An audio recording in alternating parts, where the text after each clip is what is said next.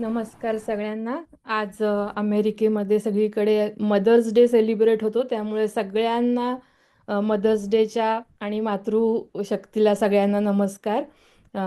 Mother's डेचं शुभेच्छा सगळ्यांना. आणि आपण एक छोटंसं ध्यान करायला सुरुवात करूयात. यासाठी जिथे तुम्ही आहात, ज्या कुठल्या स्थितीत आहात, तिथे शांत स्थिर बसूयात. हलके डोळे बंद करूयात. सगळं लक्ष आपल्या आतमध्ये आणण्याचा संकल्प करूयात. आपण आत्तापर्यंत जे काही करत होतो आणि या सेशन नंतर आपण जे काही करणार आहोत ते थोड्या वेळासाठी जरा बाजूला ठेवूयात आणि आपलं संपूर्ण लक्ष या क्षणामध्ये आतमध्ये आणण्याचा संकल्प करूयात. सगळं शरीर छान शिथिल करूयात. जे काही unnecessary holding, tension, anxiety, stress जे काही शरीरामध्ये आहे, मनामध्ये आहे, त्याचं सगळं जमिनीकडे निघून जात आहे असं इमॅजिन करूयात.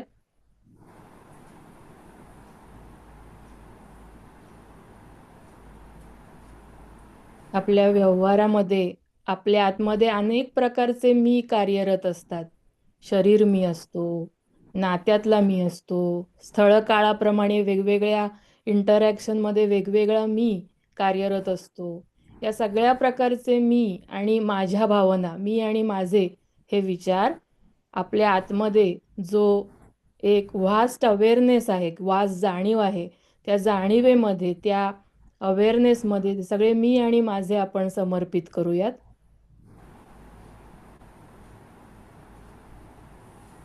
आणि त्याच अवेअरनेसमध्ये, त्या जाणीवेमध्ये संपूर्णपणे रेस्ट करत, आराम करत, हे शरीर आत्ता जो कुठल्या पोझिशनमध्ये बसलेलं आहे, ज्या कुठल्या आसनामध्ये बसलेलं आहे, त्या शरीराची जाणीव करून घेऊयात.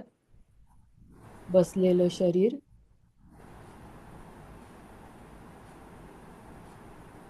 शरीर असं जाणीव करून घेत असताना शरीरामध्ये वेगवेगळ्या प्रकारच्या संवेदना उठत असतात. काही संवेदना सुखकारक असतात, काही संवेदना दुःखकारक असतात, तर काही संवेदना या न्यूट्रल असतात. तर आपण छानपणे अवेअरनेसमध्ये रेस्ट करत कुठल्या प्रकारच्या संवेदना या क्षणी जाणवत आहेत हे जाणूयात. त्याला कुठलाही प्रतिकार, रिॲक्शन न देता जे काही शरीरात ज्या काही संवेदना जशा काही जाणवत आहेत त्या जाणून त्यांना आहे तशा ॲक्सेप्ट करूयात. त्याला रेझिस्टन्स, ॲव्हर्जन, अटॅचमेंट अशा काही रिॲक्शन न देता आहे ते जे काही आहे ते आत्ता तिथे आहे म्हणून ते ॲक्सेप्ट करूयात.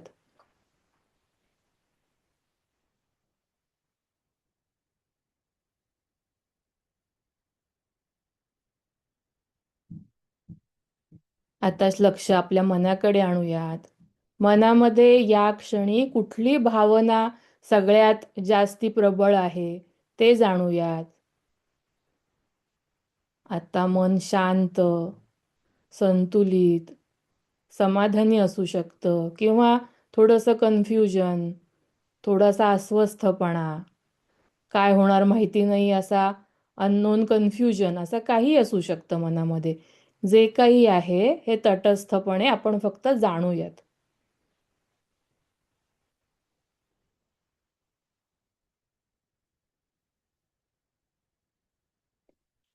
मनामध्ये काही विचार उठत असतील तर ते विचार तटस्थपणे बघूयात.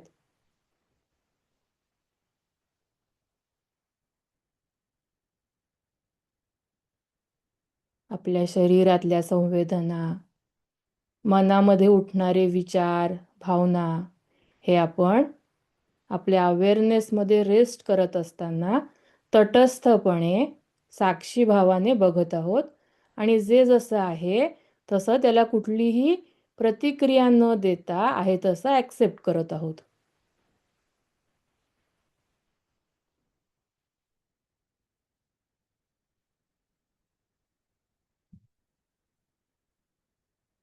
या संवेदना जाणतोय, भावभावना विचार जाणतोय.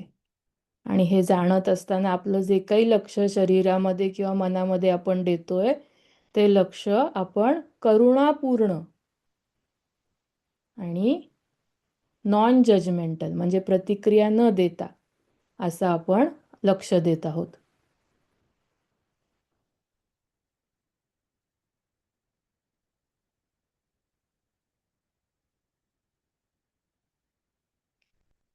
या शरीरामध्ये या मनाच्या परे जो हा साक्षी भाव आहे, शांती भाव आहे, संपूर्ण स्वयंप्रकाशी असा जो काही भाग आहे,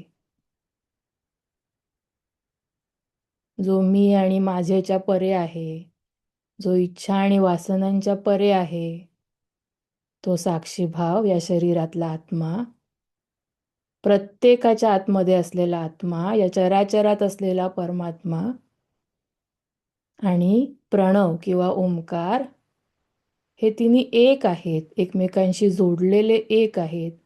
या भावनेसह आपण 4 वेळा ओंकार म्हणूयात आणि तिथे थांबूयात. सगळ्यांनी शांत डीप असा श्वास आत घेऊयात.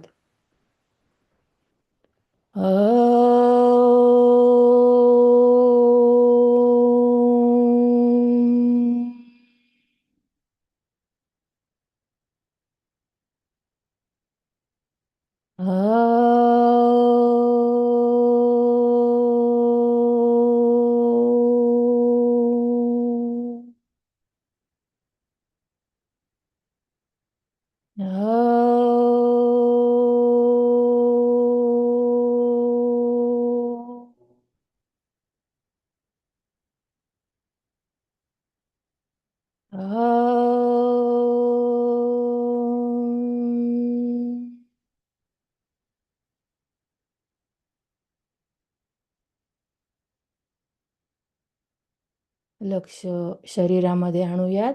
हातांची थोडी हालचाल करून दोन्ही हात एकमेकांवर चोळूयात. जी उष्णता तयार होते ती आपल्या डोळ्यांना देऊयात आणि आपल्या अख्ख्या शरीरभर ते हात फिरवत सावकाश डोळे उघडूयात. श्रीराम. जय श्रीराम अंजली आणि धन्यवाद. सर्वप्रथम आजच्या मातृदिनाच्या, पाश्चात्य मातृदिनाच्या सगळ्यांना शुभेच्छा. इथे असलेले पुरुष स्त्री दोन्ही, कारण हा आजचा जो दिवस आहे तो मुख्यतः फक्त एका लैंगिक म्हणजे स्त्री किंवा पुरुष अशा पद्धतीने त्याचा विभागणी न करता आपल्या प्रत्येकाच्या असलेल्या मातृत्वाचं सेलिब्रेशन आहे. त्याच्यामुळे त्या पद्धतीच्या दृष्टीनेच विचार करायचा आहे आपण, आणि तो त्याच्यामुळे शुभेच्छा सगळ्यांसाठी आहेत. ज्यांच्या ज्यांच्यामध्ये मातृत्वाची भावना आहे त्या सगळ्यांसाठी हा दिवस आहे. सो त्या सगळ्यांना या दिवसाच्या शुभेच्छा. आणि त्याचबरोबर आजच्या दिवशी आपल्याला जे लाभलेले doctor Bhavsar, it is our pleasure actually.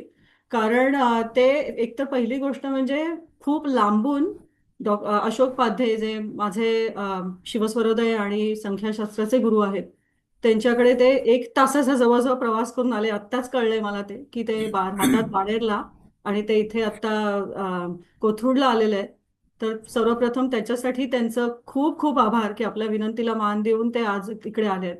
वय वर्ष 82 आहे त्यांचं, आणि कुठल्याही पद्धतीचं पीपीटी ते दाखवणार नाही आहेत. ते फक्त बोलणं ह्याच ह्याच्यावरती आजचा तो आपला पूर्ण सेशन असणार आहे. आणि डॉक्टर संभाजी नारायण भावसार यांच्याबद्दल फक्त थोडीशी ओळख करून देणं म्हणजे ते खरं शक्य नाहीये, पण I am going to try, म्हणजे जास्तीत जास्त प्रयत्न करणार आहे मी. त्यांचं आरोग्याची गुरुकिल्ली, दिशा कालगती हे अत्यंत गाजलेलं पुस्तक आहे.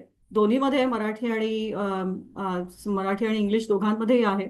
ती कॉपी तुम्हाला कधी जमली तर नक्की घ्या. पुण्याला कोणी जात असेल किंवा कोणाकडनं मागवणं शक्य असेल तर इकडे Amazon वरती पण ते उपलब्ध आहे. फक्त तुम्हाला ते मिळायला थोडासा वेळ लागतो. सो डॉक्टर संभाजी नारायण भावसार यांचं 2 विषयात MA व वेदांवर PhD असलेले हे डॉक्टर संस्कृत अध्यापनाच्या चाकोरीत न रमता इतर अनेक क्षेत्र त्यांनी धुंडाळलेली आहेत. पुण्यातील भांडारकर इन्स्टिट्यूट, डेक्कन कॉलेज व प्रगत संस्कृत अध्ययन केंद्रात विविध प्रकारच्या संशोधनाचा अनुभव घेत टिळक आयुर्वेद महाविद्यालय पुणे येथे ते प्राध्यापक म्हणून काम करू लागले. याच महाविद्यालयात असताना त्यांच्या दोन मौलिक शोधबंधनांना 1975 आणि 1981 साली भारतीय पातळीवर जामनगर येथील आयुर्वेद विश्वविद्यालयाकडून सुवर्ण पदकं प्राप्त झालेली आहेत. वेद व तत्वज्ञानाची पक्की बैठक विद्यार्थी दशेतच गुरुजींकडून, म्हणजे त्यांचे गुरुजी श्री बटुक भैरव जोशी यांच्याकडून त्यांनी घेतलेली दीक्षा व केलेली साधना, आयुर्वेदाचे खुले झालेले दालन, तसेच आधुनिक वैद्यक आणि विज्ञानातून मिळालेली आरोग्य व स्वास्थ्य याविषयीची समन्वयात्मक दृष्टी, यामुळे दिक काल गती म्हणजे दिशा काल आणि गती हा सर्व शास्त्रांचा आधार असल्याची त्यांची खात्री पटली आणि त्याच्यावरच त्यांचं मेन संशोधन आहे. 1986 मध्ये कोइंबतूर इथे संगणक आणि आयुर्वेद याविषयी झालेल्या परिषदेत त्यांनी आयुर्वेदाच्या निमित्ताने मांडलेली प्राचीन भारतीय शास्त्रविषयीचं विचार संगणकाच्या दृष्टीने मौलिक ठरले. आणि त्याचबरोबर याच विचारांसाठी एक त्यांनी सेंटर ऑफ म्हणजे संगणक केंद्र CDSE मध्ये त्यांचा एक स्वतंत्र विभाग सुरू केला. त्यासाठी भारतीय स्तरावर नेमलेल्या ॲडवायझर कमिटी आणि वर्किंग ग्रुपवर त्यांची नेमणूक झाली. 1989 सालानंतर ते परम हा सुपर कम्प्युटर बनवणाऱ्या CDSE या संस्थेत पुणे इथे निवृत्तीपर्यंत म्हणजे साधारण 1998 पर्यंत काम करत होते. याच काळात पुणे विद्यापीठाच्या BE संगणकशास्त्र या विभागाचे परीक्षक म्हणूनही त्यांची नेमणूक झाली. मुळातच संस्कृतचे असूनही BE, ME आणि MTech या विद्यार्थ्यांच्या प्रोजेक्ट्सचे मार्गदर्शन त्यांनी केले. संगणक, इलेक्ट्रॉनिक्स, इन्स्ट्रुमेंटेशन, मेकॅनिकल अशा निरनिराळ्या विषयात त्यांनी विद्यार्थ्यांना मार्गदर्शन केलेले आहे. देशविदेशात अनेक चर्चासत्र त्यांनी गाजवली आहेत. आधुनिक पदार्थ विज्ञान, गणित, रसायनशास्त्र, हवामानशास्त्र या क्षेत्रातील शास्त्रज्ञांच्या ते सतत संपर्कात असतात. या सर्व क्षेत्रात भारत काही मूलभूत विचारांचे योगदान करू शकेल हा विश्वास कायमच त्यांच्या मनात असतो. अत्यंत महत्वाची गोष्ट आहे ही की अशा प्रकारचे स्कॉलर्स आपल्यामध्ये आहेत आणि त्यांच्याकडनं आज आपण ऐकणार आहोत. आयुर्वेद, ॲलोपॅथी, होमिओपॅथी, योग आणि इतर प्रचलित शास्त्रानुसार वरकरणी वेगळ्या वाटणाऱ्या गोष्टींच्या मुळाशी जे सामर्थ्य आहे त्या शोधण्याचा डॉक्टर भावसार यांनी प्रयत्न केला आहे. आणि त्यांच्या दिशा काल गती या पुस्तकात त्याच्यावरती जास्त खुलासा केला गेला आहे. त्यामुळे या बहुरूपी विषयाला बौद्धिक, मानसिक आणि व्यावहारिक अध्यात्माची बैठक आहे. सो ह्या सगळं हे त्यांची खूप छोटीशी ओळख आहे. खूप मोठ्या गोष्टी पण अजून त्यांच्या ओळखीमध्ये येऊ शकतात. काळ परत आपल्याला जेवढं शक्य आहे तेवढंच आपण आज बोलतोय. पण पुढचा वेळ अधिक न घेता डॉक्टर भावसार, परत तुमचे खूप खूप आभार. आणि अशोक दादा, तुमचे आभार, कारण तुमच्यामुळे त्यांच्याशी कनेक्शन झालेलं आहे. खूप चांगल्या चांगल्या लोकांशी कनेक्शन अशोक उपाध्यायांमुळे म्हणजे आपल्याला वक्ते मिळाले. पुढच्या आठवड्याचं पण तसंच आहे, त्याच्याबद्दल आपण बोलूच. पण doctor Bhavsar, it's all up to you. आणि खूप खूप धन्यवाद तुमचे. बोलू आता. आजचा दिवस हा मदर डे आहे, त्यामुळे या देवी सर्वभूतेषु मातृरूपेण संस्थिता नमस्तस्यै नमस्तस्यै नमस्तस्यै नमो नमः हे म्हणून अनेक तुलसीदासांचा एक फार याच्यातलं आहे ते, वर्णानाम अर्थसंगानाम रसानाम छंदसामपि मंगलानां च कर्तारो वंदे वाणी विनायको, हे करून मग मी आपली सुरुवात करतो. माझं वय आता 86 संपलेलं आहे. आता 87 सुरू होईल. त्यामुळे माझ्यातले जे काही असतील उणेवा तेवढं तुम्ही क्षमा करायची, एवढं लक्षात ठेवा. आरोग्याची गुरुकिल्ली हा जो विषय आहे, हा याची खरी सुरुवात झाली एका विचित्र अशा संदर्भामध्ये. मी असंच सकाळी उठलो त्या दिवशी आणि 3:30 वाजले होते. तो आपण ब्राह्ममुहूर्त म्हणतो, चुकून उठलो आणि वाटलं की आपण 1-2 मिनटं ध्यान करावं, 2-4 मिनटं. आणि माझा जास्त ध्यानाचा विषय जो आहे तो अरविंदांचा आहे. अरविंदांच्या मते ब्रह्मरंध्राच्या वरती आणखी मूळ चक्र आहे आणि त्याचं रिफ्लेक्टेड इमेज म्हणजे ब्रह्मरंध्र आहे. तर त्याप्रमाणे मी प्रयत्न केला.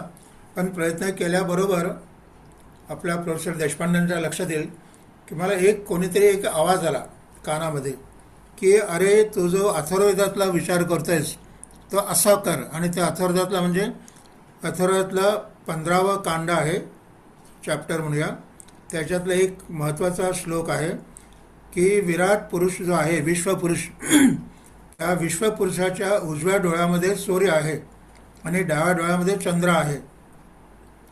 हे मला विचित्र वाटलं, माहिती होतं ते.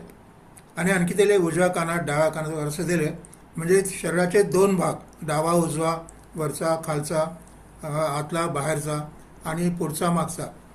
तर मग त्यावेळेला माझ्या सुदैवाने थर्मामीटर होता.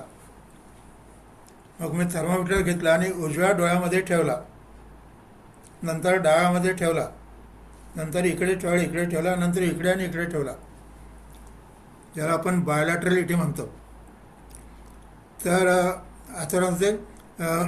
तर मग असं लक्षात आलं की उजव्या डोळ्याचं तापमान आणि डाव्या डोळ्याच्यामध्ये 0.5 फॅरेनहाइटचा फरक आहे. म्हणजे इकडे 98.5 होतं, तर इकडे 97.5 होतं. इकडे म्हणजे थोडक्यात उजवी बाजू डाव्या बाजूपेक्षा 0.5 फरक होता. मग कानाचं बघितलं, डोळ्याचं बघितलं, काखेचं बघितलं, नंतर शेवटी हाताचं बघितलं. तर हा ट्रिगरिंग पॉईंट सुरू झाला. यातनं मग पुढे मग मी त्या 2 वर्षामध्ये सुदैवाने त्यावेळेला डेक्कन कॉलेजमध्ये, डेक्कन कॉलेजमध्ये असताना तिथल्या संपूर्ण लायब्ररीमधले जे त्यावेळेला बायोलॅटरलिटी म्हणजे सिमेट्री आणि असिमेट्री हे जे विषय, याविषयी जे असेल मॉडर्न सायन्समध्ये, फिजिक्स असेल, मॅथमेटिक्स असेल, मेडिसिन, ते सर्व वाचलं, इन्क्लुडिंग सर्जरीपर्यंत. आणि आणखी विचित्र आणखी घटना घडली, ते सांगतो, मग पुढे करतो. एका मित्राच्या मिसेसचा प्रश्न येतो. मी गेलो त्या मित्राकडे, त्यावेळेला मी आयुर्वेद कॉलेजमध्ये होतो. हे 2 गोष्टी महत्त्वाच्या आहेत म्हणून सांगतो.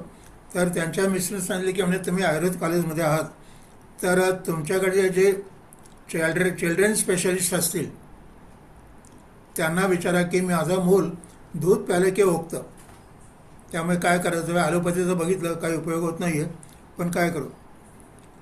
तर एक क्षणभर माझ्या डोळ्यासमोर म्हटलं, मी पुढच्या आठवड्यात, त्यावेळेला फोन थोडा होता, बाकी काही नव्हतं, तर म्हटलं पुढच्या आठवड्यात मी तुम्हाला सांगतो चौकशी करून. पण एक क्षणभर माझ्या डोळ्यासमोर आलं की माझ्या डोळ्यात अर्धनारी नटेश्वराचं चित्र आलं. प्रसाद देशपांडेंना कल्पना आहे ना. तर त्याच्यामध्ये उजवीकडचे पुरुष आणि डावाकडचे स्त्री, तिन्ही आपल्यामध्ये आहेत.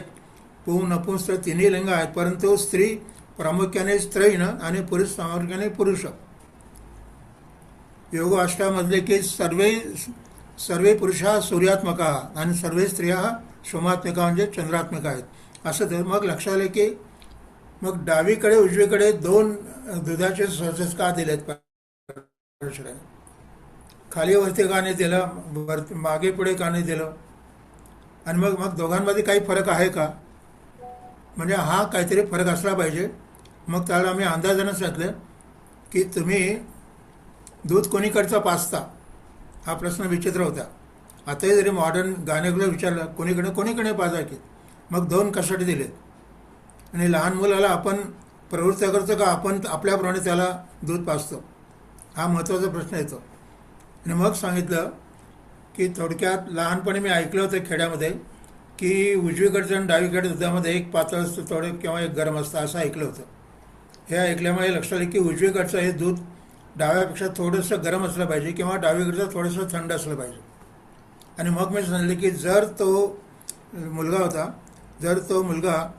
झोपून उठला असेल तर मग अगोदर उजवीकडचं द्यायचं, नंतर डावीकडचं. आणि जर झोपायचं असेल, रडत असेल तर अगोदर डावीकडचं द्यायचं आणि मग उजवीकडचं.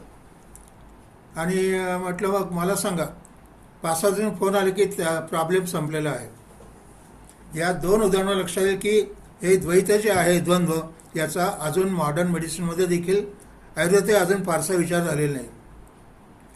मग त्यानंतर जेव्हा याचा प्रश्न आला, नंतर काही काळानंतर मी आयुर्वेद कॉलेजमध्ये गेलो. मग तिथे सर्व, आणि माझ्याकडे विषय होता आयुर्वेदासाठी संस्कृत सांगायचं. वैद्यकीय सुभाषितनी म्हणून एक मोठा ग्रंथ आहे, वैद्य घाणेकर म्हणून होते मोठे, बनारसचे, त्यांनी लिहिलं ते संस्कृत, आणि शिवाय आयुर्वेदाचा इतिहास माझ्याकडे होता आणि योग. तर मग त्यानिमित्ताने मला तिथले संपूर्ण पूर्वीचे वैद्यकीय ग्रंथ मला वाचायला मिळाले. Anatomy, physiology, pathology, differential diagnosis असा एक ग्रंथ मिळाला बघायला. आणि मग लक्षात आलं की हे जे उजवीकडचं तापमान आहे हे तापमाना फक्त आहे का दुसरं आहे. मग लक्षात आलं की पाचही बोट, मग माझ्याजवळ मित्र वगैरे होते, ते म्हणाले तू थर्मामीटर घे. थर्मामीटर घेतला तर तो डॉक्टर थर्मामीटरला तेवढा ॲक्युरेट नसतं त्यांच्या मते, मग केमिकल थर्मामीटर घेत. मग पाचही बोटांचं टेम्परेचर इकडचं फरक आहे. म्हणजे मग मग असं लक्षात आलं पुढे की संपूर्ण शरीराचे जर 2 भाग केले तर, आणि हे 2 भाग म्हणजे नुसते नसून, तर त्याचा टेम्परेचर आणखी एका प्राध्यापकांना विचारलं तर आम्हाला बॉटनीमध्ये टेम्परेचर माहिती आहे, पण टेम्परेचरमध्ये ग्रेडेशन आणि सोर्स कुठे आहे हे माहीत नाही मॉडर्नला, तर त्याचा काही उपयोग होईल का विचार करा. मग असं लक्षात आलं की मग हे जे मग लक्षात आलं की याला आपण योगामध्ये इडा पिंगला सुषुम्ना म्हणतो. तर सुषुम्ना ही सेंट्रल आहे आणि डावीकडे पिंगला, उजवीकडे इडा, ही दोन्ही म्हणजे स्पायनल कॉर्ड आपण ज्याला कुंडलिनी म्हणतो किंवा मेरुदंड, हा मेरुदंड सेंट्रल ॲक्सिस आहे आणि इकडे डावीकडे, इकडे उजवीकडे, इकडे पुढे, इकडे मागे, हे हा एक तराजू आहे, बॅलन्स आहे. तर मग लक्षात घ्या टेम्परेचर आहे का दुसरं काय आहे. तर मग काही दिवसानंतर काही मित्रांशी फरक आला, तर मग ब्लड प्रेशर मोजायचा प्रश्न आला की ब्लड प्रेशर सारखं आहे का. तर दोन्हीकडचा ब्लड प्रेशरमध्ये फरक आहे. नाडी बघितलं, नाडीमध्ये फरक आहे. नाडीमध्ये फरक आहे म्हणजे मग ते जे शब्द होते असं लक्षात आलं की सर्व ग्रंथांमध्ये जे टेक्निकल शब्द आहेत, म्हणजे कन्सेप्ट आणि टेक्निकल टर्म्स, म्हणजे फिजिक्स, बायोफिजिक्स आणि सुप्राफिजिक्स किंवा मेटाफिजिक्स असं म्हटलं तर फिजिक्समध्ये जे आहे तेच बायोफिजिक्समध्ये उंचावं लागतं आणि जे मेटाफिजिक्स त्याला खाली आणावं लागतं. आपली ही मधली अवस्था आहे. तर मग असा विचार करता करता दोन्हीकडचे प्रेशर बघितले, दोन्हीकडचं, नंतर पुढे दोन्हीकडची साखर बघायची. हे द्वैत थोडक्यात खूप पुढे पुढे होत गेलं आणि नंतर लक्षात आलं की याचा संबंध असं का आहे. तर मग उजवा सूर्य आहे, डावा चंद्र आहे किंवा सोम म्हणतात, अग्निशोम आहे किंवा आणि मग ते जर विचार तर मग एक योगामध्ये एक थंड आणि एक गरम किंवा प्राण अपान यांचा संबंध सांगितला. हे सर्व कडबळ जेव्हा सुरू झालं तेव्हा याची सुसंगती कशी लावायची हा प्रश्न आला. मग त्यासाठी मला थोडासा फिजिक्सचा अभ्यास करावा लागला, थोडासा मॅथमॅटिक्सचा, योगाचा होता, आयुर्वेदाचा होता आणि संस्कृतचा होताच, वेदातलाही होताच आणि उपनिषदांचा वगैरे, त्यातनं लक्ष आलं. आणि मग ह्या द्वैतातनं करता करता पुढे काही काही गोष्टी समन्वयात्मक लक्षात यायला लागल्या. मग असं लक्षात आलं की एक कुठला तरी एक प्लॅटफॉर्म पाहिजे. प्लॅटफॉर्म कुठला पाहिजे तर मॉडर्नमध्ये जसं प्लॅटफॉर्म असतं, आईन्स्टाईनचा प्लॅटफॉर्म वेगळा, न्यूटनचा वेगळा. तर हे जे होते म्हणजे क्वांटम मेकॅनिक्सचा, रिलेटिव्हिटीचा वेगळा, न्यूटनच्या ग्रॅव्हिटीचा वेगळा. तर याला एक काहीतरी एक कॉमन प्लॅटफॉर्म पाहिजे. तो कॉमन प्लॅटफॉर्म आपल्याला शोधता येईल का. म्हणजे ईस्टर्न आणि वेस्टर्न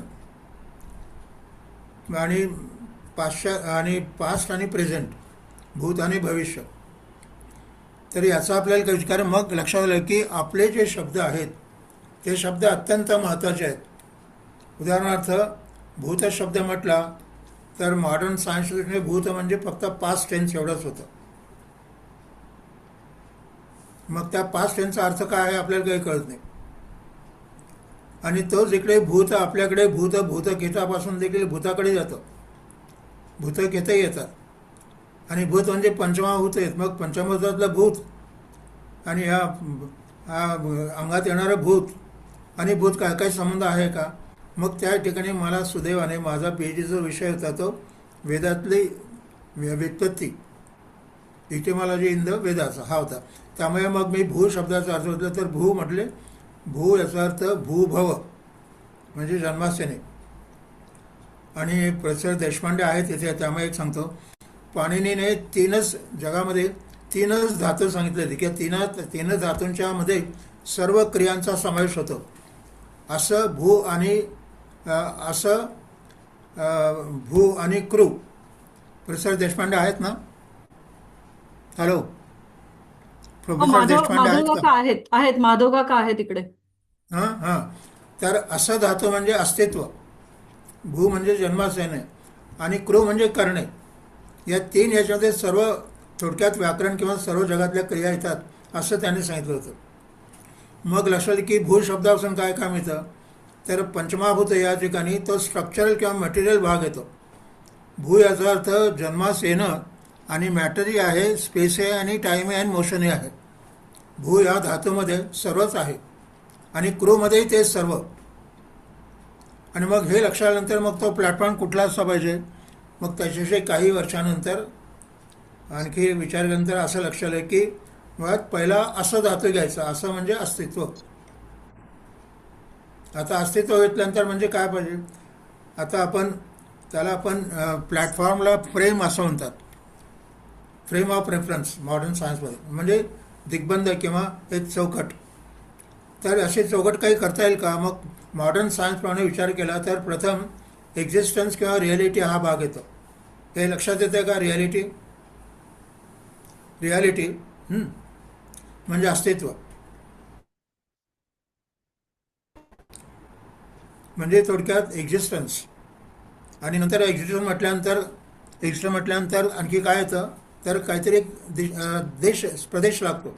म्हणून एक्झिस्ट नंतर दुसरा भाग आला, स्पेस आला, म्हणजे रिॲलिटी, एक्झिस्टन्स, नंतर स्पेस, नंतर आणखी येतं कालही येतं त्याचं. त्यामुळे रिॲलिटी, एक्झिस्टन्स, स्पेस, टाईम आणि गती आलीच म्हणून मोशन. म्हणजे पहिल्या 4 महत्त्वाच्या गोष्टी या भू शब्दामध्ये किंवा असमध्ये किंवा क्रूमध्ये आलेल्या आहेत. त्यामुळे एक्झिस्टन्स, स्पेस, टाईम, मोशन.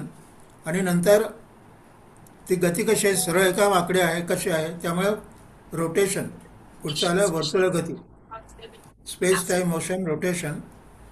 आणि तेवढ्याने भागत नाही तर त्या वस्तूचा निर्देश करायचा असला तर ते कुठल्या दिशेला आहे, पूर्वेकडे आहे का पश्चिम. आता तुम्ही पाश्चात्य आहात, आम्ही पूर्वेकडे आहे, त्यामुळे दिशा परत आली तिथे. आणि दिशाच नाही तर मी तुमच्या समोर बघतोय आणि माझ्या मागे आहे कोणीतरी. त्यामुळे space, time, motion, rotation, direction आणि ओरिएंटेशन हा शब्द आला परत, म्हणजे अभिमुखता, सन्मुखता. मी समोर बसलेला आहे का मागे बसला आहे, दर्पणामध्ये समोरनं बघतोय का मागणं बघतोय किंवा मागणं येतं वगैरे. तर ओरिएंटेशन आलं, डिरेक्शन आलं. आणि त्यानंतर मी खाली एका वरती आहे, प्लेन, अधो ऊर्ध्व तिर्यक, हे 3 शब्द प्रोफेसर देशपांडेंना माहिती आहेत. अधो ऊर्ध्व तिर्यक म्हणजे भू, भुवा, स्वाहा. तर हे पुढे लक्षात आलं की हे आहे. आणि मग पुढे काही त्याच्यामध्ये काही आणखी काही आहे का. काल आला की क्रम आला, कालचा, आजचा, उद्याचा, म्हणजे मग पुन्हा सिक्वेन्स आला, म्हणजे प्लेन आला, सिक्वेन्स आलं. आणखी काय राहिलं तर मग प्रत्येक गोष्ट एक्झिस्टन्स म्हटलं की ते काहीतरी एक प्रकारचा फोर्स येतो, म्हणजे बल आलं तिथे. आणि बल नुसता नसतो तर बलाच्यावर एनर्जी लागते, म्हणजे ऊर्जा लागते. म्हणजे एनर्जी आली नाही, फोर्स आला आणि एनर्जी आली. आणि हे दोन्ही कशावर तर ते शक्तीवर अवलंबून आहे. त्यामुळे पॉवर ही पुढची गोष्ट आली. आणि एवढंच नाही, पण त्याला काही किंमत आहे का, त्याला काही अर्थ आहे का, त्याला काही व्हॅल्यूज आहेत का. मग व्हॅल्यू आला, म्हणजे existence, space, time, motion, rotation, direction, orientation, plane, sequence, force, energy, power आणि व्हॅल्यूज, म्हणजे न्यूमरिकल व्हॅल्यूज म्हणतो. त्याला अर्थ काय आहे, म्हणजे सिमेंटिक झालं म्हणतो आपण. तर या सर्व गोष्टींचं. आणि ते नुसतंही नाही, तर त्याच्यामध्ये एक्झिस्ट म्हणजे कुठलं, रिॲलिटी म्हणजे कुठली, म्हणजे तिथे पुन्हा जाती आणि व्यक्ती हा संबंध आला. म्हणजे मॅक्रोकॉझम आणि मिक्रोकॉझम हा भाग आला. आणि त्याला ॲब्सोल्यूट आणि रिॲलिटी हा शब्द आला. एक्झिस्टन्स म्हणजे ॲब्सोल्यूट आहे का रिॲलिटी आहे. एवढं लक्षात आलं आहे का. आपल्या काही विचारायचं का अगोदर. चालेल. हा नाही डॉक्टर भावसार, आपण प्रश्नोत्तर सगळ्यात शेवटी घेऊ, तुम्ही कंटिन्यू करा. पण हा हे पण बरोबर चाललं आहे का हो सध्या. हो हो हो व्यवस्थित चाललंय. म्हणजे हा जो प्लॅटफॉर्म आहे हा पूर्वी म्हणजे वेस्टर्न सायन्समध्ये देखील पूर्वी होता, आताही आहे. इकडे पूर्वी भारतातही होतं आणि किंवा भारत चीन वगैरे आणि आता देखील आहे. म्हणजे this independent of a system, independent of spatio temporal relations. हे क्लिअर झालं. आणि मग याच्या पुढे ॲप्लिकेशन काय करतं हा पुढचा भाग येतो. तर हे करता करता पुढे जेव्हा आणि मग लहानपणचं आठवतं आहे मला की ते मांजर इकडनं गेलं डावीकडनं, तर म्हणायचे अरे तो तसं नको करू, ते उलटं कर किंवा देवळाला प्रदक्षिणा घाल. म्हणजे हे जे काही कल्पना होत्या या कल्पना थोतांड आहेत असं आम्हाला लहानपासून माहिती होतं. नंतर कराग्रे वसते लक्ष्मीकर सर्व होतं. पण आमचे एक प्रोफेसर म्हणायचे, अजून आहेत ते, की म्हणाले भावसार तुमचं सर्व योग वगैरे ठीक आहे, परंतु practically it is of no use. कारण त्याला काहीही प्रमाण नाही आहे, शास्त्रीय प्रमाण नाही आहे. इंटरनॅशनल लेवलला आम्हाला त्याच्याबद्दल काहीही करता येत नाही. There is no experiment and there is no documentation. नुसतं थोतांड असतं. मग मी त्यांना म्हटलं प्रोफेसर तुम्ही असं करा, उभे राहा, ते केमिकल इंजिनियर आहेत. म्हटलं एक हात क्रिकेटचा चेंडू फेकता तसा फिरवा 20 वेळा डावा, आणि नंतर दुसरा जो आहे 20 वेळा तो उजवा त्याच्या उलटा फिरवा, चेंडू उलटा टाका. कारण ते काय म्हणाले की आता जग इतकं पुढे की प्रत्येक गोष्टीचं मेजरमेंट करता येतं. म्हटलं ठीक आहे. मग मी त्यांना म्हटलं तुम्ही जो डावा हात क्रिकेटसारखा फिरला तो हलका होतोय, गरम होतं आणि खाली खाली खाली खाली काहीतरी उतरते व्हायब्रेशन्स, बरोबर आहे का? म्हणे बरोबर. आणि उजवा जो आहे तो म्हटलं वरती काहीतरी जाते आणि थंड होते आणि जड होते, बरोबर. म्हटलं कुठलं मेजरमेंट करता येईल? म्हणजे biolateral measurement is not yet been done properly or investigation. लक्षात आलं का आपल्या? तर म्हटलं म्हणून मग माझा जो सुरुवातीला जो होता जे मला कळलं की मेजरमेंटच महत्त्वाचं आहे, पण ते सिंटॅक्टिक झालं, सिमेंटिक त्याचा अर्थ लावता आला पाहिजे, तो भारतामध्ये दिलेला आहे. आणि मग त्याचा उपयोग कसा करायचा. आणि मग लक्षात आलं की गती म्हटल्यानंतर गती बघितलं तर मॉडर्न सायन्समध्ये साधारणपणे आपल्याला दोन तीन प्रकारची गती होते. म्हणजे पुढे जाणं, मागे जाणं, डावीकडे जाणं, उजवीकडे जाणं आणि एक वेळा उलटं जाणं, एवढे माहिती आहे. पण शरीराचा गतीशी काही संबंध आहे का? हे मग एके दिवशी तोही प्रकाश पडला. तो काय प्रकाश पडला की सहज आपण बघितलं, सहज आपण अशा हात फिरवतो. म्हणजे जर बघितलं तर हा माझा उजवा हात क्लॉकवाईज फिरतो, डावी कांटी, पण मी उलटंही करू शकतो, तो भाग वेगळा. आणि मग पायांचंही तसं आहे. पोहताना आपल्याला लक्षात येईल की आपण बरोबर याचं म्हणजे आपलं चालणं किंवा आपल्या शरीरातलं की ह्या बायनॉमियल इक्वेशन, सायन्सचं कोणी आहे का आपल्याकडे? Binomial apprise, binomial equation, digitisation थोडक्यात हे आहे. म्हणजे आपण एक पुढे एक मागे, एक पुढे एक इकडे एक इकडे, हे जे आहे हे पिंगलाने अगोदर दिलेलं होतं, जे पुढे काही वर्षांनंतर परदेशात गेलं. बायनॉमियल थिअरम छंदशास्त्रात. तर मग ते लक्षात काय आहे तर म्हणजे थोडक्यात आपल्या शरीराचे 2 भाग आहेत. उजव्या भागाचा संपूर्ण उजवा भाग हा क्लॉकवाईज रोटेशनशी संबद्ध आहे आणि डावा हा अँटी क्लॉकवाईज किंवा वामावर्त आहे आणि दक्षिणावर्त आहे. मग माझ्या एक असेल की वामावर्त तुळशी आहे, वामावर्त शंका आहेत, वामावर्त सर्वीकडे मग लक्षात आलं. म्हणजे हा युनिव्हर्सल फिनॉमिनन आहे किंवा युनिव्हर्सल घटक आहे, लक्षात आलं. आणि मग ते उलटंही करू शकतो हेही लक्षात आलं. मग त्याप्रमाणे विचार करता करता बघितलं तर मॉडर्न सायन्समध्ये गती हे जे आहे ह्या गतीचे त्यांना जे काही माहिती आहे त्याप्रमाणे प्रथम आहे ग्रॅव्हिटेशनल फोर्स, आपल्याला माहिती आहे. नंतर आहे इलेक्ट्रोमॅग्नेटिक फोर्स, EMG म्हणतात, तो आहे. नंतर मग आणखी कोरेलिस फोर्स आहे, ज्याला आपण वीक आणि स्ट्रॉंग इंटरॅक्शन म्हणतो, फ्युजन आणि फिजन हे आहे. आणि ह्या वामावर्त दक्षिणावर्त याला ते स्युडो फोर्सेस म्हणतात. हे अत्यंत चुकीचं आहे. गतीशिवाय कुठलाही फोर्स निर्माण होत नाही. त्यामुळे ग्रॅव्हिटेशन हे अँटी क्लॉकवाईज गतीचं आहे, तर फिशन आणि फ्युजन हे परस्पर विरुद्ध गती आहेत. आणि हे आपल्या शरीरामध्ये दोन्हीकडे आहेत आणि आपलं सर्व शरीर दिक्काल गतिमय आहे, हा माझा सिद्धांत त्याला लक्षात आला. आणि मग पुढे त्याचे ॲप्लिकेशन्स मग आयुर्वेद जसं शिकायला लागलो, योग जसं शिकायला लागलो, शिकवायला लागलो, तर त्यावेळेला आणि मग आता महत्त्वाचा प्रश्न येतो, जसं या स्युडो फोर्सेस म्हणजे क्लॉकवाईज अँटी स्युडो म्हणतात, जे जसं त्यांना ते बरोबर कळलेलं नाही त्या आपल्या दृष्टीने, तसं आणखी एक कळले म्हणजे दिशाला काय अर्थ आहे.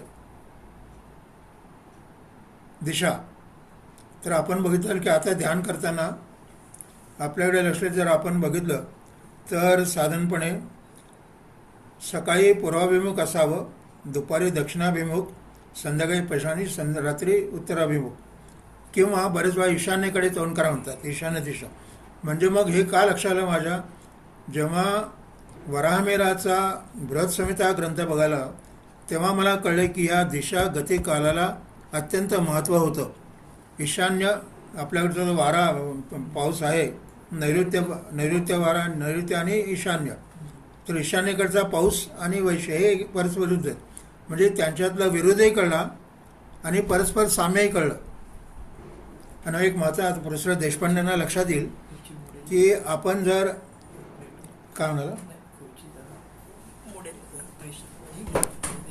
काय हे घेऊ का,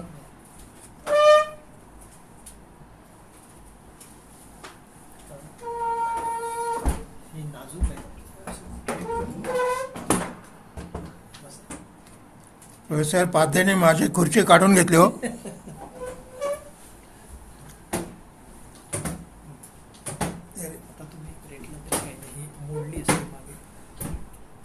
झालं.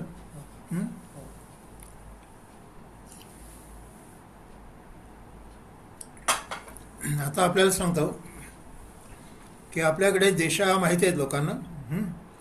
साधारणपणे 2 परस्पर विरुद्ध, 4 परस्पर विरुद्ध म्हटलं म्हणजे पूर्व, दक्षिण, पश्चिम आणि उत्तर.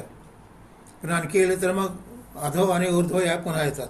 म्हणजे 2, 4, 5 किंवा 10 किंवा अनंत दिशा, हा एका उपनिषदामध्ये दिशा अनंत असं म्हटलेलं आहे. तर या दिशांना नावं काय आहेत हे जर लक्षात आलं आपल्या, तर माझ्या पुस्तकात आहे सुदैवाने दिलेलं की पूर्व दिशेला, पूर्व याचा अर्थ फ्रंट, हां, त्या दृष्टीने लक्षात घ्या की आपल्या शरीराच्या देखील अगोदर दिशा ठरलेल्या पाहिजेत किंवा ठरवायला पाहिजेत, ठरलेले आहेत आपले.